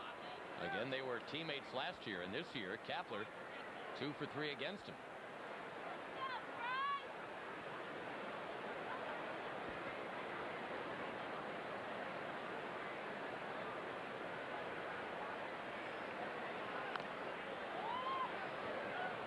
Three runs in the 7th inning for the Rangers. This beginning a 4-game series here at Fenway. The Rangers' only trip into Boston this year. Yes, it's true.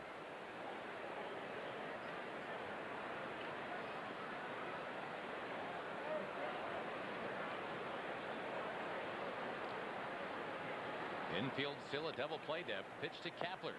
He is down too low.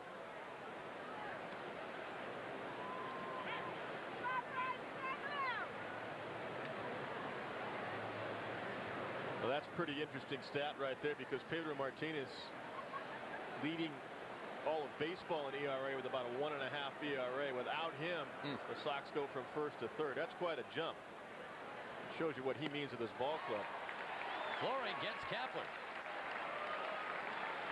Everybody says, well, the Sox have been first in the American League the last couple of years in overall team ERA, but that includes Pedro Martinez. And the Red Sox, who hadn't been first in the American League since back around the time they were winning their World Series in the 1910s. Well, 1999, you're right. Look at that, Josh. All the way back to 1914.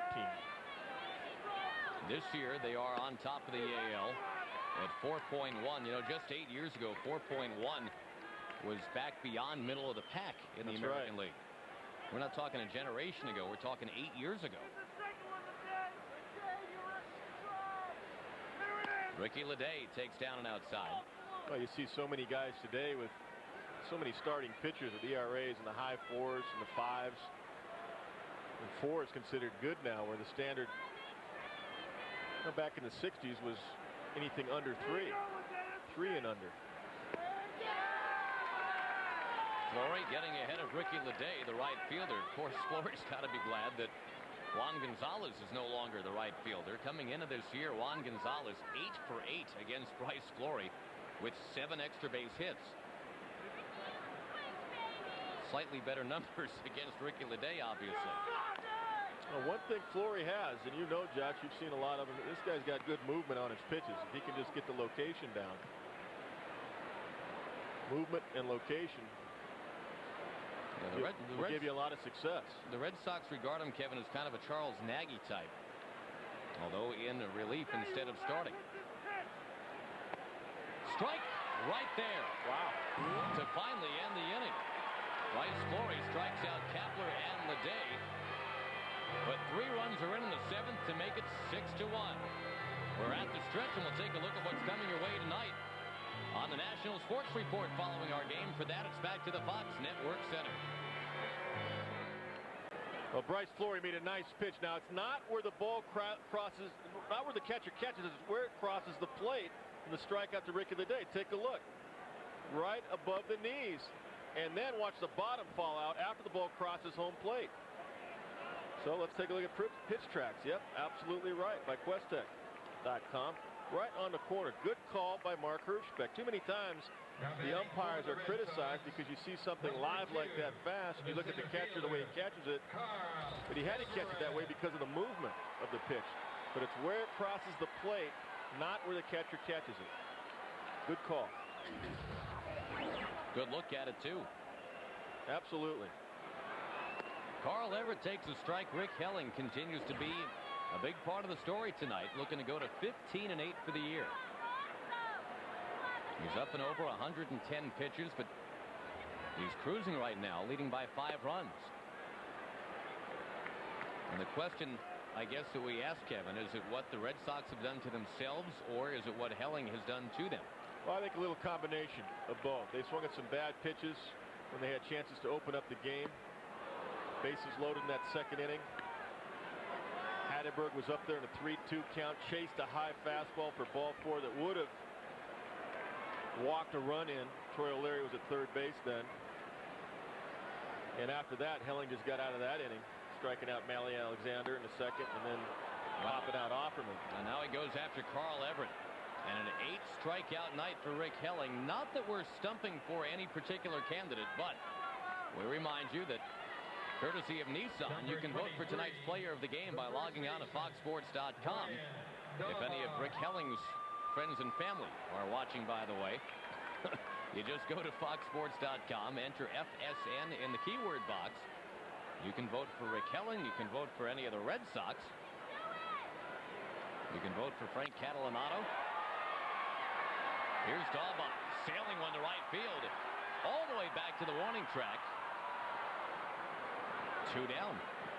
Ricky Leday trying to field for that wall, but really he was about 10 feet shy of it.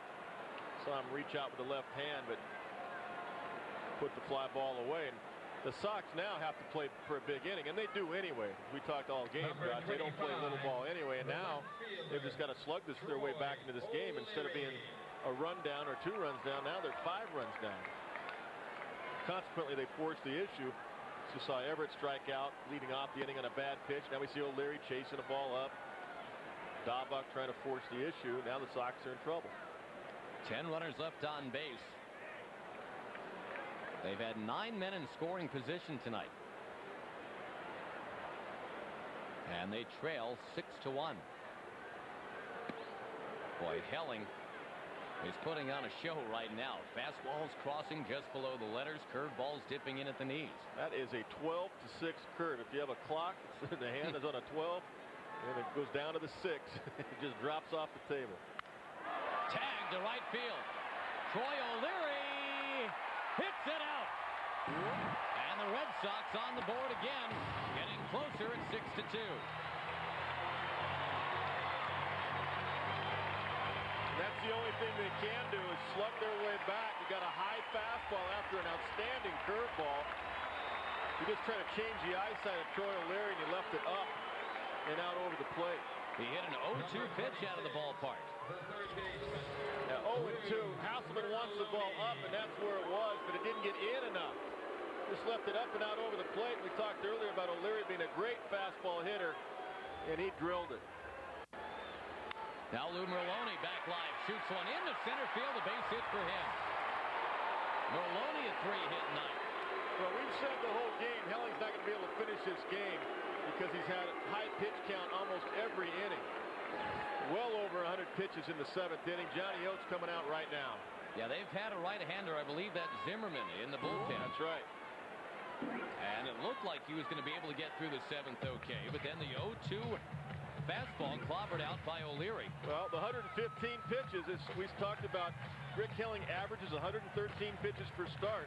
That's the most of any starting pitcher in the major leagues. He leaves in very good shape. But, you know, the bullpen has been letting the Rangers down this year. We'll see what unfolds after this. Rick Helling is out of the game, but has pitched long enough and well enough to be on line for his 15th win of the season. It's a lot of hits, but only 2 runs in. 8 strikeouts against a couple of walks. And now Jeff Zimmerman comes on. Zimmerman is pretty much where he thought he'd be now back in 1997, Boston. He had an interview set up with the Fidelity Corporation ready to join the corporate workforce. But he canceled the interview at the last minute, telling them, I'm going to go try and be a baseball player instead. Try my luck with the independent leagues. And he hooked up with the Winnipeg Goldeyes. And eventually with the Texas Rangers. Here he is in the big league. See, he is in Boston after all, making a pretty good living. What a year he had a year ago. That led all AL relievers. 166 opponent batting average. Not the same type of numbers this year. ERA is almost 5.5. Giving up a little bit more than a hit per inning. His walking about 4 to 5 men per 9 innings. Not the same command as a year ago. Veritek to left. Base hit for him. And once again, the Red Sox will put a man in scoring position. Again, that's not been the problem tonight. Getting them there, not the issue. They've had 10 runners in scoring position, but so far tonight, 1 out of 15 once they've pushed them there. Well, that's their 13th hit. And Hatteberg comes up here, and he's got a couple of doubles himself, both of those to opposite field. Zimmerman just left that ball up and out over the plate. Not a good pitch. Very hittable. The big at bat with a couple out. One big swing from Hatteberg, and you mentioned he's got those big swings in him. Suddenly, it could be a 6-5 game. Well, Hattie does like to use the field. He can hit that wall pretty easily. He's used to hitting this ballpark. Zipped in at 91 miles an hour for a strike. Interesting to see if Alexander do up next. If Hatteberg gets on, who will be hitting? Yeah, there he is. He said earlier he'll be coming up if the game's close. But to get it to Nomar Garciaparra, Hatteberg's got to weasel his way on base somehow. And you know he's not going to get the whole night off, that's for sure. That's what we talked about earlier in the game.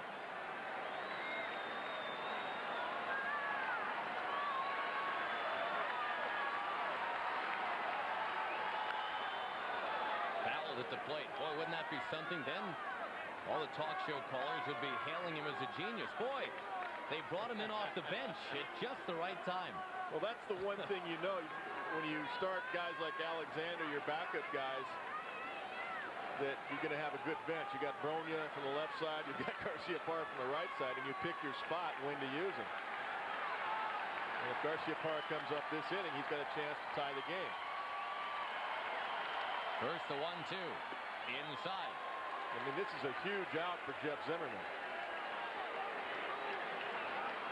Talked earlier, Hatteberg really works the count pretty well. He can draw a walk. Normally has a good eye at the plate. Now, he did chase that 3-2 fastball up high in the second inning with the bases loaded, got himself out, but normally he's got a good eye.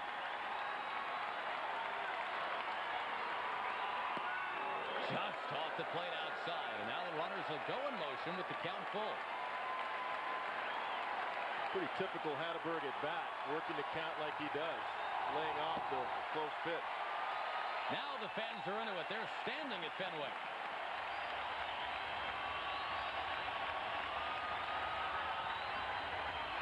In the dirt, Garciaparra is coming up. He's the tying man.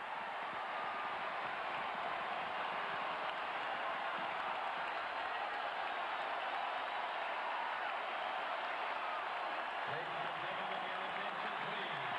For the Red Sox, now batting for Alexander, number 5, Nomar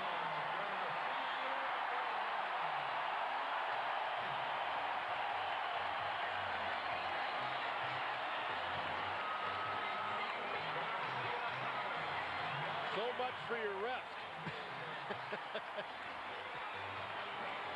Well, this is the right move. You've got to do this when you got your best player on the bench. The bases loaded in the 7th in a big game. The Yankees are winning tonight. You've got to bring him off the bench right now to try to tie the ball game. They waited 2.5 hours to break out the cameras. Here he is with a chance, believe it or not, after all of this, to tie it up for Boston.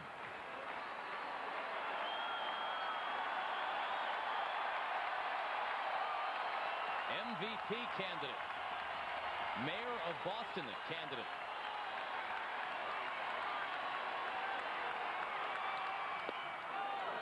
And he offered. 0-1 to Garciaparra. Pretty nice to have the league's leading hitter coming off your bench with the bases loaded, down by 4. Yeah, he's a .370 hitter this year, but he's a .404 hitter with the bases loaded. Popped it up. Who's going to get it? Shortstop wanders in. Clayton will hush the crowd at Fenway. What a night for the Boston Red Sox, who have now stranded 13 men in 7 innings.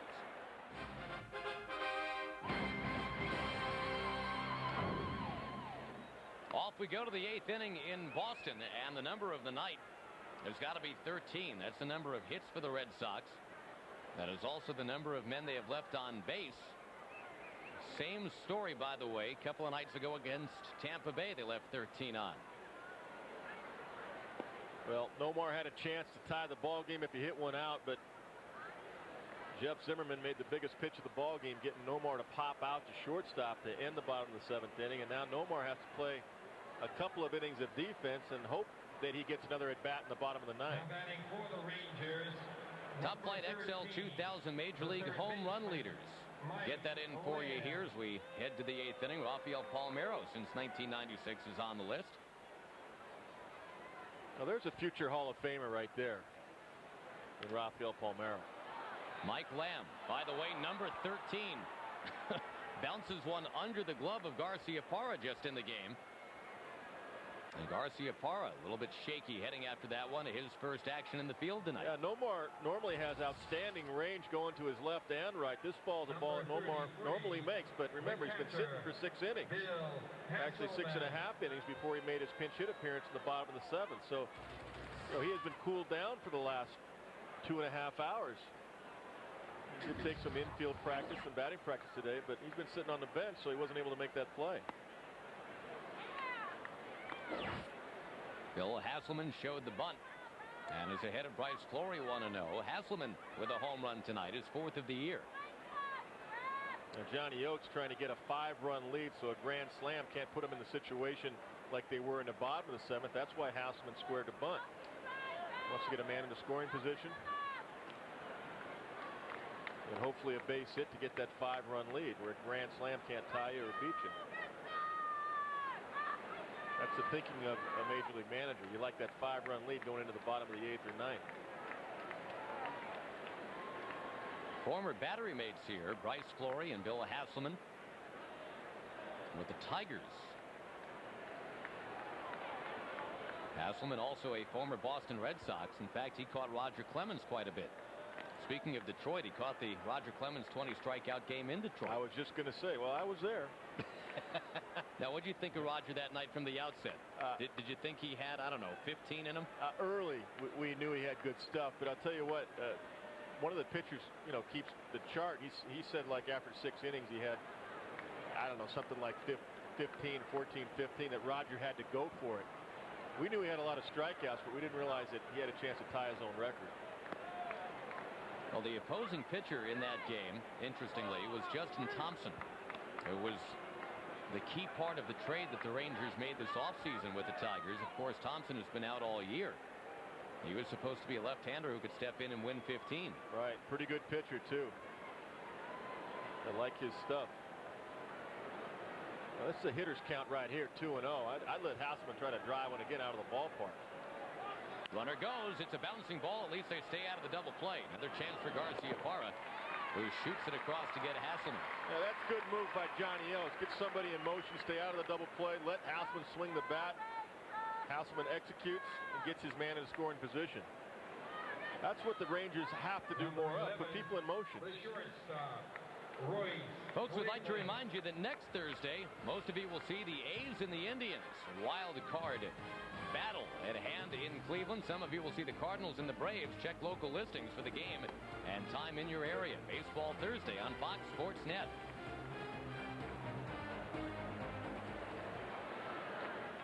Thanks for joining us tonight here for Baseball Thursday. The Red Sox and the Rangers. 6-2 Texas our score.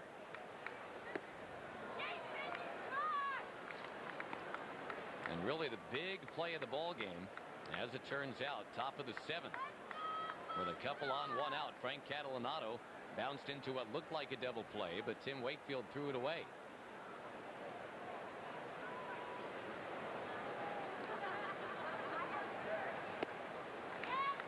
We go down and outside, 2-1, the count to Royce Clayton. Oh, Clayton swinging the bat pretty well tonight. One of the reasons Johnny Oates wanted a runner in motion and at second base, because Clayton has 2 hits in his 3 at-bats. He's He's locked in pretty well. Of course, that was off Tim Wakefield. Ground ball again. It's to Garcia Parra. And he airs it out to take care of Clayton. He's loose now. Yeah, but is he the Nissan player of the game? Not yet. But again, get your vote in by logging on to foxsports.com on the internet. Enter FSN in the keyword box, and you can vote for the player you think should be the player of the game tonight. Rick Helling, Frank Catalanato, Bill Hasselman.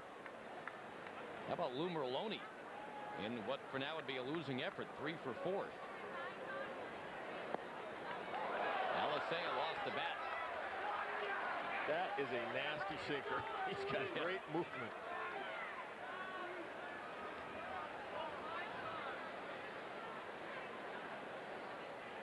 Well, a lot of teams have liked Fleury's stuff. The Padres, the Brewers, Tigers, now the Red Sox.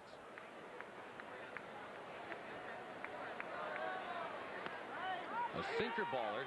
That's an awfully fine concept if you're going to pitch half your games at a place like Fenway Park. Get that ball down. Fleury's only allowed 3 home runs this year. Only 1 at Fenway. Oh, you got to get him in Colorado. That's the type of guy you got to go for if you're the Rockies. Sinker ballers. Ground ball pitchers. Now you got to ask Bryce Fleury how he'd feel about that. Not too many guys want to go there, that's for sure. Down and outside. 6-2 Rangers. Well, you know, Darryl Kyle wanted to go there at one time. Well, they showed him the money, but then they showed him the altitude. That's right. And the curveball stayed flat.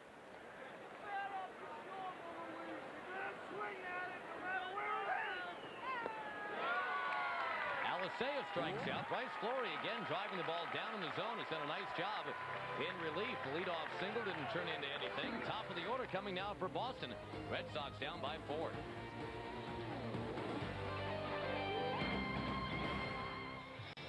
Well, Jimmy Williams' team coming in tonight. 4 games back in the AL East, 2.5 back in the wild card.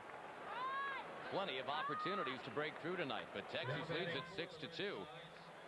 Number 30, the second baseman. Top of the order, though, for the Red Sox, who have already stranded 13. It says in the Red Sox media guide, Kevin, that they, in a 9-inning game, have never left on more than 14. Yeah, that's hard to believe. Back in, what, 1988? Yeah, I was going to say, I'm sure you and your time managing, it probably felt like they left on, I don't know, 18 or 20 a night sometimes. Yeah, sometimes. You know, we had pretty good hitting clubs. I got to say, we wish we had that #1 pitching staff in the American League like they've had the last 2 years. You wanted your Pedro, didn't you? Oh, my God. Absolutely. No question about it. Clemens was hurt a lot in '95 before he came back in June of that year. And really, that's when Wakefield took the reins and won 16 that year, 16-8. After having a couple of great years in Pittsburgh, I mean, he was let go. Picked up as a free agent. Eric Hansen was one of our pitchers. We didn't have Pedro. What a difference maker he's been. Now, he's scheduled to pitch on Saturday. He kind of shut himself down after 4 innings in his last start. But he has pronounced himself fit and ready to go Saturday. Remember in the playoffs last year against Cleveland, he had the same tightness in his shoulder, and people thought he wouldn't pitch. Well, he came back 4 days later in relief and pitched 6 shutout, no-hit innings to put the Sox in the ALCS. Well, and remember the context, too, against an Indians team that was scoring double-digit runs. That's right. I mean, they were creaming the ball against everybody except Pedro. Bounced foul by Offerman. One thing about Pedro is he is very, very smart, and he knows himself better than anybody. So to pull himself out, he obviously felt tight, said, hey, that's enough. I'll be back if I get out now, and he's going to be back Saturday. So I'm glad to see that. Glad to hear it. I will be glad to see it. Don't know if the Rangers will be glad to see it. 3-2 is too high. Offerman a leadoff walk. Well, Zimmerman has faced 4 batters, has not pitched well. He's given up a base hit to Veritek, a walk to Hatteberg, a walk to Offerman, but he got 1 big out with the bases loaded and 2 outs, and that was Garcia Parra's pop out to to end the 7th inning. Kevin, both of the managers who have most recently replaced you are walking out on the field now. Johnny Oates for Texas. And they're both still there. What's up with that? And yeah, really. And Jimmy Williams talking about making perhaps a change. Johnny Oates is making a change. And we'll tell you about the new Ranger pitcher in just a moment. Rangers 6 and the Red Sox 2, and a pitching change now because there's some lefties coming up. Mike Venefro will replace Jeff Zimmerman. And quasi-clarification, by the way, on what's in the Red Sox media guide. We just went and asked them about what they have listed here. They say the most runners ever left on base in a 9-inning game is 14. They point out that's just for a 9-inning shutout. So we asked the question, okay, how about for just a 9-inning game period? They told us they have no idea. So let's just say that 13 left on base is a very high total through 7 innings, and that's what the Red Sox are dealing with. Well, I thought that was hard to believe. There'd be games they left on more than that and lost. Now batting for Nixon.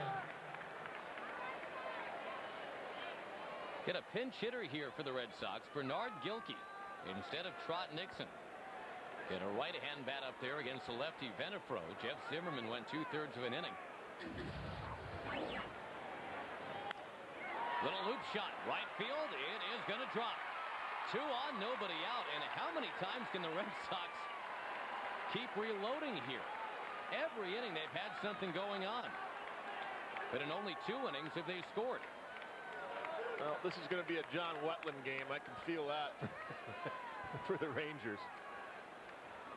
And they're going to have to use everybody they can because the Sox are just putting so much pressure on the Texas Rangers pitchers. Venefro gets lefties out well, but righties hit 359 off of him. Left-handed batters only 221 because of that sidearm delivery. That's what makes him so tough on lefties. Which now you got Carl Everett, who's really a 342 hitter from the right side. Better batting average right-handed. Left-handed Everett hits 296, but maybe not as much power, although he's only had 79 at-bats right-handed. Only 3 home runs. Well, we've talked about it. This is the guy the Red Sox all season they have been looking to late in ball games.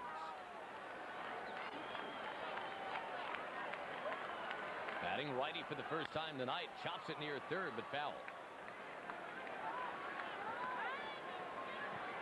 Already, Kevin, the Red Sox felt they had the best clutch hitter in the American League in Garcia Parra. They feel like now they've added the guy who was the best in the National League last year. Well, Everett's been huge. There's no doubt about it. A switch hitter with power from both sides of the plate. And an interesting batting stance right-handed where he's wide open, where left-handed he has more of a closed stance. Right-handed, Carl Everett says, you know, I don't take batting practice right-handed because that's my natural side. I always feel comfortable right-handed. I work on my left-handed batting during batting practice. Because you don't get more time in the batting cage when you're hitting before a game just because you're a switch hitter. You hit by groups and you get about 12 to 15 minutes per group to hit prior to a game.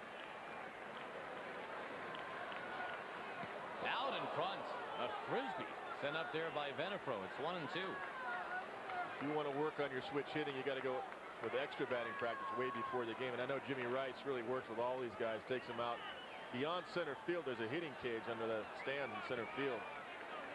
That's where a lot of guys go out way before the game, several hours before the game.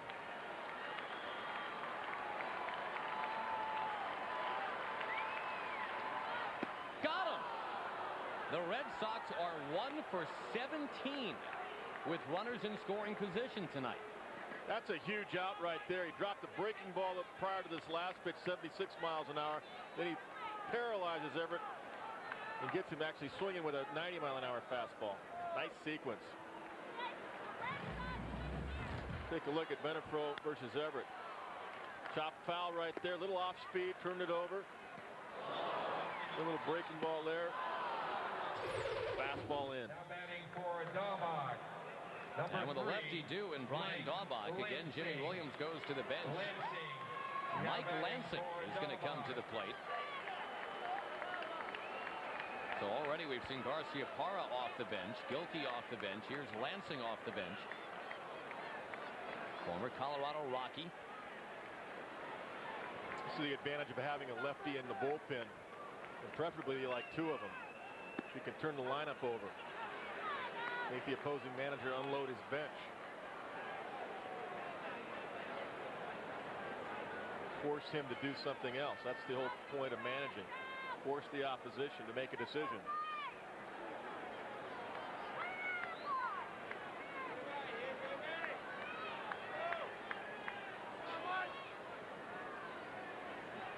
Venafro deals and misses down and in. And what happens if they get through this inning and you end up bringing Wetland in at some point? Now you got Wetland, a right-handed closer, facing all right-handed batters because all the lefties are going to be out of the lineup, or most of them at least. Johnny Oates, that's exactly what he's looking at, that lineup card. That's what you study during a ball game. You plan a couple of innings ahead. You plan several hitters ahead. And what the opposing manager might do if you bring this guy in, and he'll counter with this guy. Down the line, and that's fair into the corner. 1 run scores. Gilkey hustles past third. Wendell Kim waving him. Here's the relay. Cut off.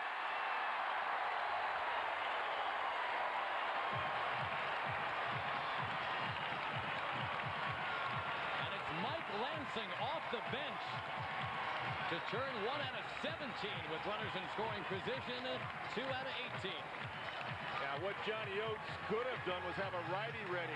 Once Lansing came up to pinch hit, he could have had a right-hander, maybe Crabtree, ready to pitch to Lansing if he wanted, but he decided not to do that. He has nobody ready. So Lansing gets the matchup he wants. Jimmy Williams gets the matchup he wants, and Lansing burns him with a 2-run double down the line. As I said, right-handed batters are hitting .359 off of Venafro, and everybody's safe. Palmeiro cutting the throw off, wisely so. They didn't have a chance at home plate on the trail runner. Troy O'Leary, and he backs away. This is a lefty-lefty matchup.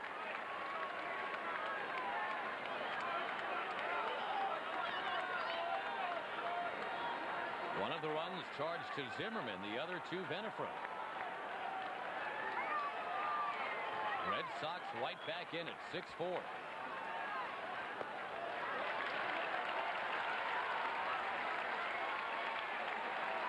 There's only 1 out. That means Garciaparra, unless there's a line-out double play, you're going to see Garciaparra hit again in this game, whether it be this inning at some point or in the 9th.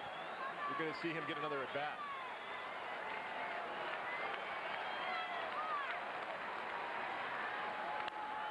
On the ground, Palmeiro chases, turns around, throws it away.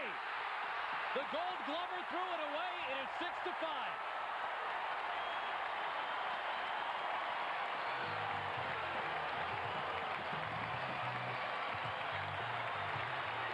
That was a long ways for Palmeiro to go.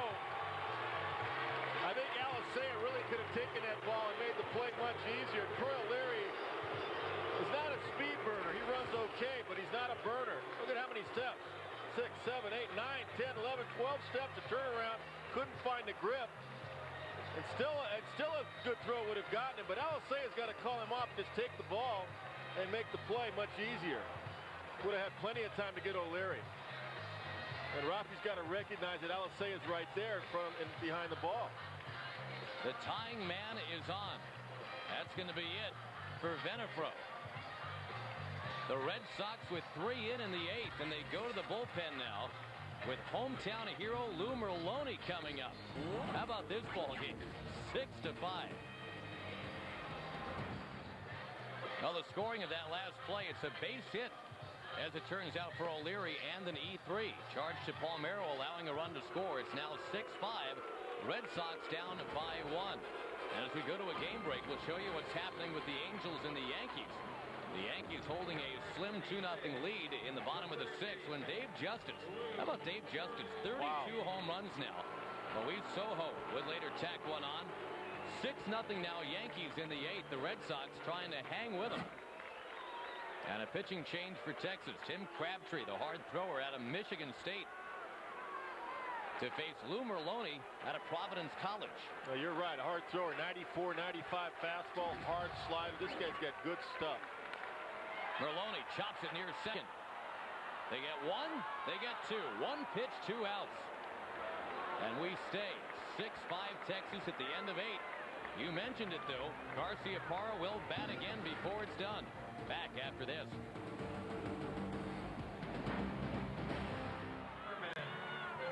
Well, the Red Sox right back in it with a 3-run bottom of the 8th inning. 16 hits for them tonight, but 13 left on base. They hit into 2 double plays. Own worst enemy is the phrase that creeps into mind. But got to give some credit to the Texas pitching staff, too. Rick Helling still on line for the win. Tim Crabtree came out of the bullpen and got a double play ball on 1 pitch. Now it's the Boston bullpen. And Bernard Gilkey takes over in the right field. Trot Nixon out of the game. Mike Lansing had a big hit off the bench last inning. And Jose Offerman replaces Daubach at first. Now to the new pitcher. And it is every bit of Rich Garces. 7-0, 3.02. He's done a great job. A lot of that is because of that good curveball. He hits the innings pitched. Only 47 hits for 62-plus innings pitched. That's outstanding. Good control with the fastball. Outstanding overhand curveball. And you can stay in pretty good shape running laps around him, too. I was looking at the first baseman. I said the Sox have about 12 guys that can play first base, don't they? Yeah, they really do. Offerman, those guys. Bronya. Designated hitter, Frank Catalanato. Well, the Red Sox fans who have hung around all night tonight looking to be rewarded with a 9th inning comeback. But first you got to hold down Catalanato and company. Frank Catalanato has been a big part of the Rangers' success tonight as a DH. He had a 2-run homer in the 3rd. And believe it or not, it was a double play ball that he hit that got the Rangers 3 runs in the 7th. Wakefield couldn't turn the double play. Error charged to him. A run scored on that one. Rusty Greer, very next pitch, a 2-run double. Yeah, last inning, Johnny Oates was playing some little ball, a little hit and run, trying to get another run, trying to get that 5-run lead. And now you can see why. Because the Sox are so dangerous coming back. Now it's cut to a 1-run lead, and we are going to see Garciaparra at the bottom of the 9th facing the closer, John Wetland. And that's why Oates wanted to get as many runs as he could. He knows how dangerous it is playing in this, managing in this ballpark and playing against a club like the Sox who can come back, and they have.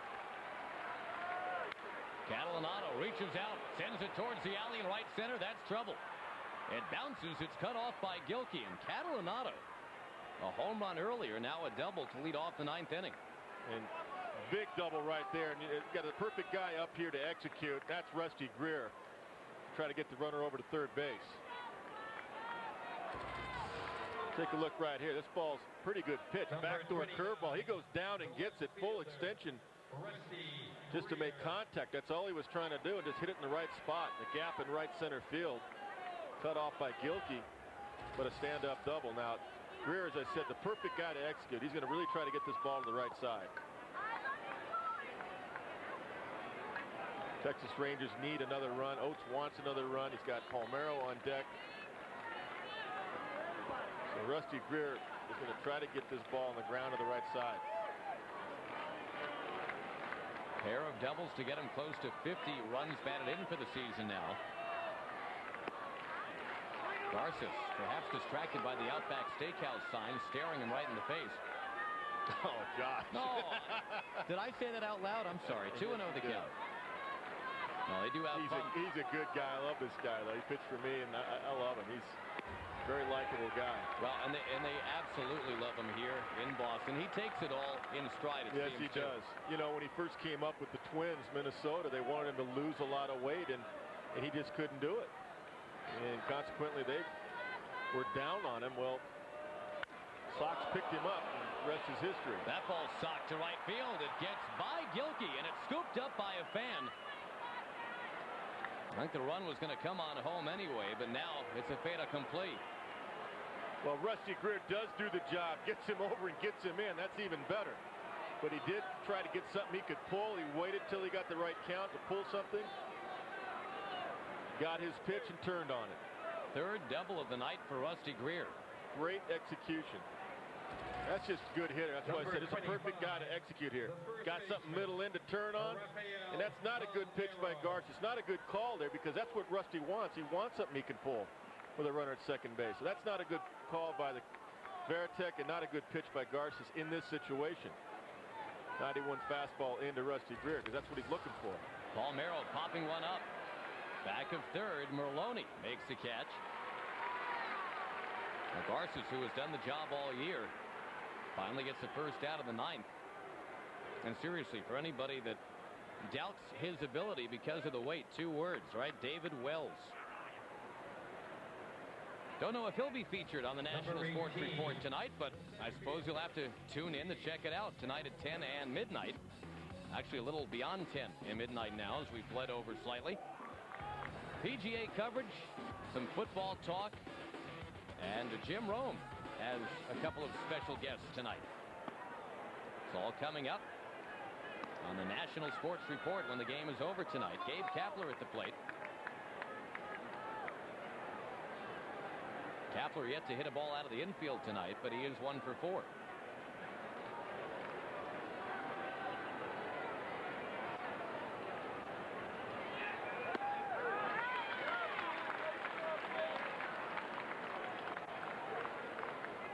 That sequence to Rusty Greer could prove to be fatal because really in that situation, Rusty's not trying to get a base hit. You know, once they got behind a count to Rusty Greer, I mean, he's in a hitter's count, and I was surprised they tried to go in on him there, Josh, because that's what Rusty's looking for.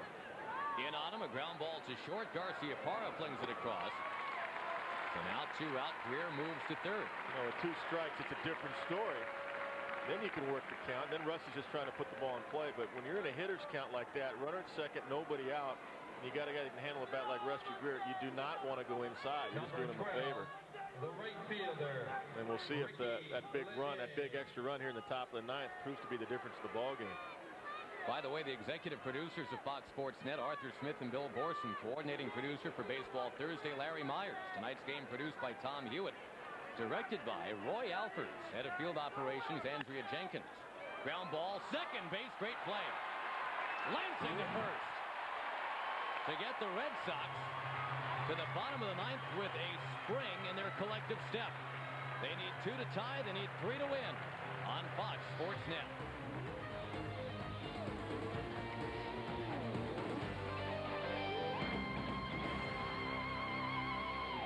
A 28-hitter at Fenway tonight. The Rangers 7 and the Red Sox 5. As again, the Sox have stranded 13. They've hit into 2 double plays, and now with all that fresh in their memory, they get John Wetland. And a huge run in the top of the ninth inning to give Wetland a 2-run lead coming into the bottom of the ninth versus a 1-run lead. And remember, the third hitter of this inning is Nomar Garciaparra. So Wetland really has to concentrate on throwing strikes, not walking anybody. And for Wetland's sake, hopefully nobody on base when he has to face Nomar. Number 33. Now Wetland throwing the ball not quite as hard as he used to. He used to throw the ball 95 to 97. It's been around 90 to 92 this year. Good overhand curveball to go with that, though. It starts up with Jason Varitek, who's had a single and a walk tonight. Again, at last check, the Yankees were cruising against the Angels. Boston trying to avoid slipping to 5 back in the AL East. Varitek will be followed by Hatteberg, as you said, and then Garciaparra. And strange to think that Garciaparra is a number 9 man in the order. But because he was off the bench tonight, that's exactly what's going on.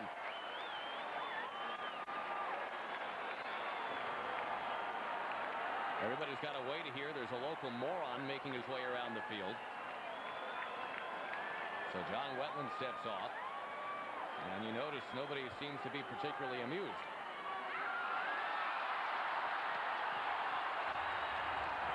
Well, maybe slightly amused, but please don't try this at home. Yeah, this happens occasionally here at Fenway Park. The fans' only way to get into Fenway Park and on the field by disrupting the ball game. That is a shame because it is such a great fan base. And one Yahoo doesn't kill it for 33,000 accurately passionate fans. But it does hold up the proceedings here. John Wetland will take some practice throws. And a crazy ball game tonight. Again, the Red Sox, you go back. Is it the full moon? I don't know. But Red Sox had the bases loaded. Nobody out in the second, couldn't score. They had first and third. Nobody out in the third and couldn't score. All kinds of other opportunities. Leadoff double in the fourth. Couldn't get that man in. Leadoff double in the sixth. Couldn't get that man in. Left the bases loaded in the seventh. Garciaparra was the tying man. He popped out. And this is no easy task in this inning for John Wetland because the Red Sox come from behind so often right here in this ballpark. After the long wait, big curve for a strike. That's a great curveball, overhand curve, 72 miles an hour.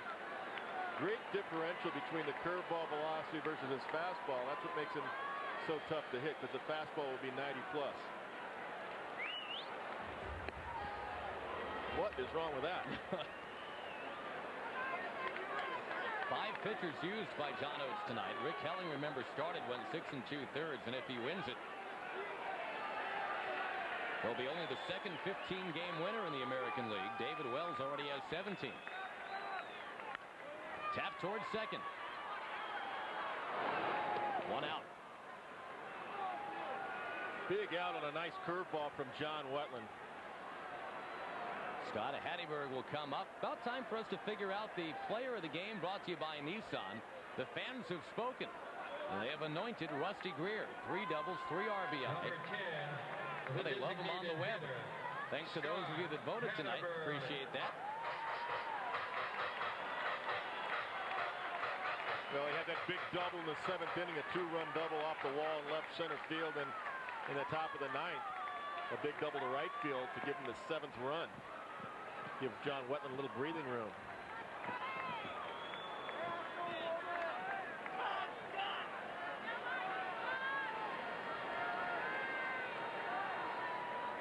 Scott Hatteberg's had good at bats tonight. Talked about him all night, being able to work the count. And once again, he's ahead of the count, 2-0. It's a tough out. Again, trying to get on base so Garciaparra can come up with a chance to tie it up. Garciaparra had that chance in the 7th to tie it up, and he popped out. What John Wetland has to do is just go fastball, fastball, fastball right here. Let Hatteberg swing the bat. There's the fastball at the knees, 3-1. Because as you said, you've got Garciaparra, the tying run on deck if Hatteberg gets on. So you don't want to walk Hatteberg.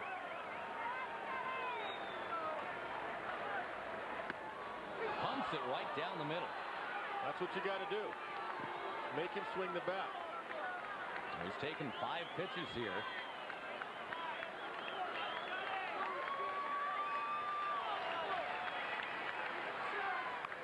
Check swing on the 6th, and it's still 3-2. Yeah, ball 4 right there. Hatteberg just couldn't quite get out of the way. Tried to hold up. Break for John Wetland. Trying to get his 27th save of the year. Well, John Wetland was voted earlier in the season the closer of the 90s. Best closer of the decade of the 90s. Here comes Garciaparra.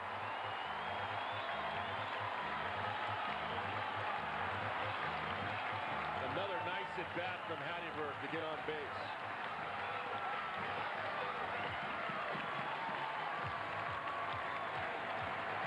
Ladies and gentlemen, your attention please. For the Red Sox, now running. Hatteberg now departs for Darren Lewis. He'll be the pinch runner. Darren Lewis. And it's Garciaparra to the plate. And the reason you pinch run Darren Lewis right here is because if Garciaparra hits one in the hole, let's say it's shortstop, Lewis has a better chance of being safe at second rather than Hatteberg. So you take every advantage you can to try to keep this inning alive. That one slipped out of the hand of Wetland, it appeared. Garciaparra with an 0 for 1 tonight, still hitting .376 to lead the American League.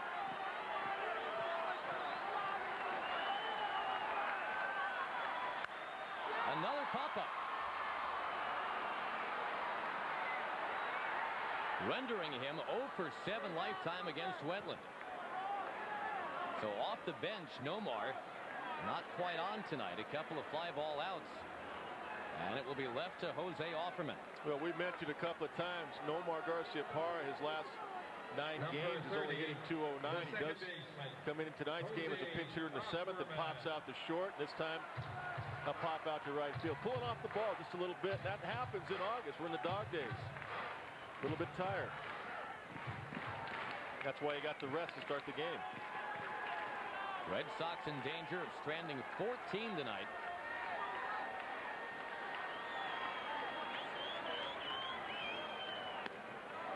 Offerman showed the bunt and he takes the ball. Boy, 16 hits for Boston, 12 for Texas, but the Rangers are within and out of the victory tonight.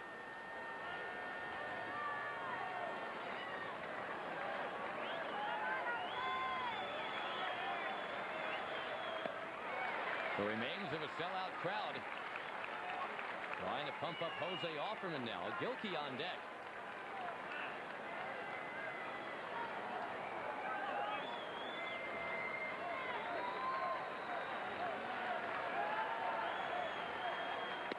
Down the middle, 2-1.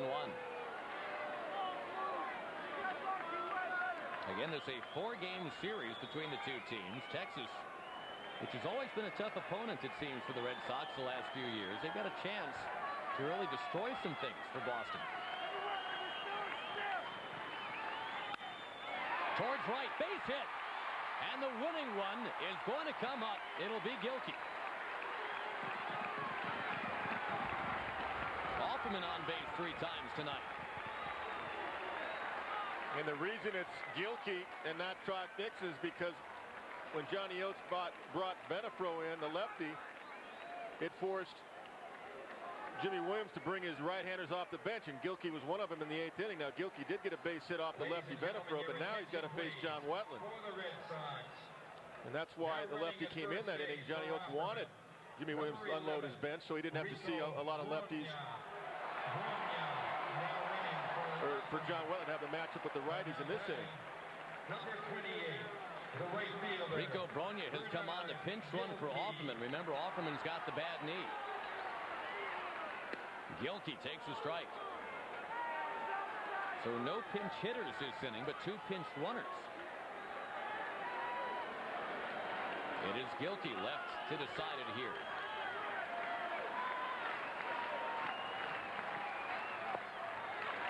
Wetland, by the way, has allowed 9 home runs in 47 innings this year. And you know the monster beckons out there and left. Well, they'd love to give Everett a chance because Everett has 26 home runs versus right-handed pitchers. And John has given up 7 of his 9 versus lefties. It's tapped to short, though. The play is to first. Clayton double pump. Safe!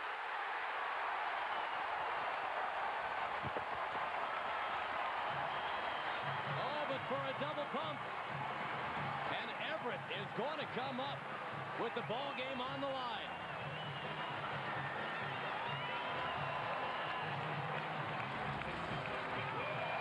Little chopper to Clayton. He got it caught right there, couldn't get it out of his glove, and that was just enough to enable the runner Bernard Gilkey to be safe. Gilkey still runs very well. Years ago, Gilkey could fly when he came up with the St. Louis Cardinals. Stole a lot of bases. Hustled down the line all the way, didn't take it for granted, and gives Everett a chance to come up, try to tie or win the ball game. The winning run at first with pretty good speed, that's Gilkey.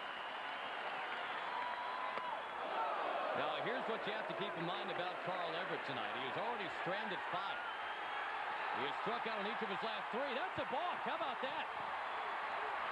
No, I think they said it hit him, Josh. I thought, all right, you could be right, Everett. Yeah, I think he's going down to first base. You're right. It's a hit batsman, as it turns out. Wetland didn't think so. Well, Everett is so close to the plate with that right foot on the line. Of course, the line is kind of rubbed out now in the batter's box. And that's what Dick Bosman's going out there to talk to John Wetland. Let's take a look. Now, here's Everett. Fastball. Oh, yeah. Looked like it pinballed off the elbow back into the glove. Yeah, let's take another look from this angle. Let's see if that ball hits him on the elbow or hits the shirt. Oh, I don't know. And the call came late, but they are looking at Carl Everett, though, right now. Well, Everett's saying he got hit by giving you that reaction right there. I don't know, Kev. I don't really see it from that angle. But they're out there looking at Carl Everett, the training staff on the field.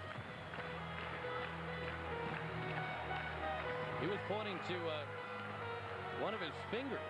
Well, believe me, if that didn't hit him, I don't think Carl Everett would want to fake that because he's the guy who had the chance to win the game. Maybe it hit. Can't be the elbow. I'm thinking it's maybe the bottom of the finger wrapped around the bat. Maybe it just nicked him. Very, very hard to tell. But with the way the umpire will call it is you hear two sounds. That's how you call it by sound. You hear the ticking of the elbow, and then you hear the glove sound, the receiving of the ball. So it comes to Lansing now. Winning run at second. A strike from Wetland. The call came so late. I thought the call was balked. And that's usually the only way on a close play the umpire can tell is by hearing the sounds. If you hear two sounds, you know it hit two things. Therefore, it had to hit the hitter. Then the glove. Pretty odd. Carl Everett, Mr. Clutch, ends up getting nicked with the pitch. So it's Mike Lansing, one of the newer Boston Red Sox, and a chance to be a big-time hero here. On appeal. No swing. Well, now how big is that run we talked about with Rusty Greer at the top of the inning? We'll see. Boy, you're right. 3 straight. 2-out base runners now. 7-6. Red Sox in danger of leaving on 16 runners if they don't score here.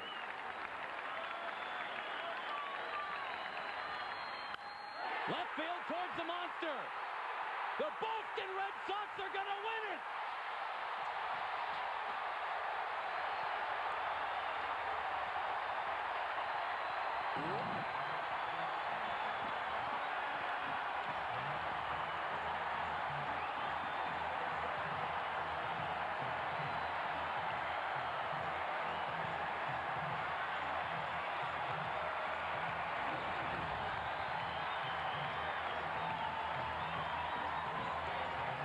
Well, Josh, I've said the whole game the Sox are so tough to beat in this ballpark. They come back so often the final 3 innings, and it proved true again tonight. That's why you've got to put people away when you can and get as big a lead as you can against these guys because they're very resilient. They keep battling back, and especially with that wall out there, they know how to play it. Absolutely remarkable. The Red Sox strand 15. Mike Lansing, who didn't even start the game, ends up with 4 RBI. And a high fastball just out over the plate, up a little bit, about 90 miles an hour. And as soon as the ball was hit, you knew it was off the wall and the game was over. A Royce Clayton double clutch. Carl Everett maybe or maybe not hit by a pitch. And then that, the celebration. 3 in the 8th, 3 in the 9th. And the Boston Red Sox are making believers out of a very cynical New England public. A most improbable come from behind 8-7 victory. And there are still 3 more games left in this series. Well, it's a huge win, too, with the Yankees having a good game tonight. They've got to keep pace, and they come back and win a huge ball game.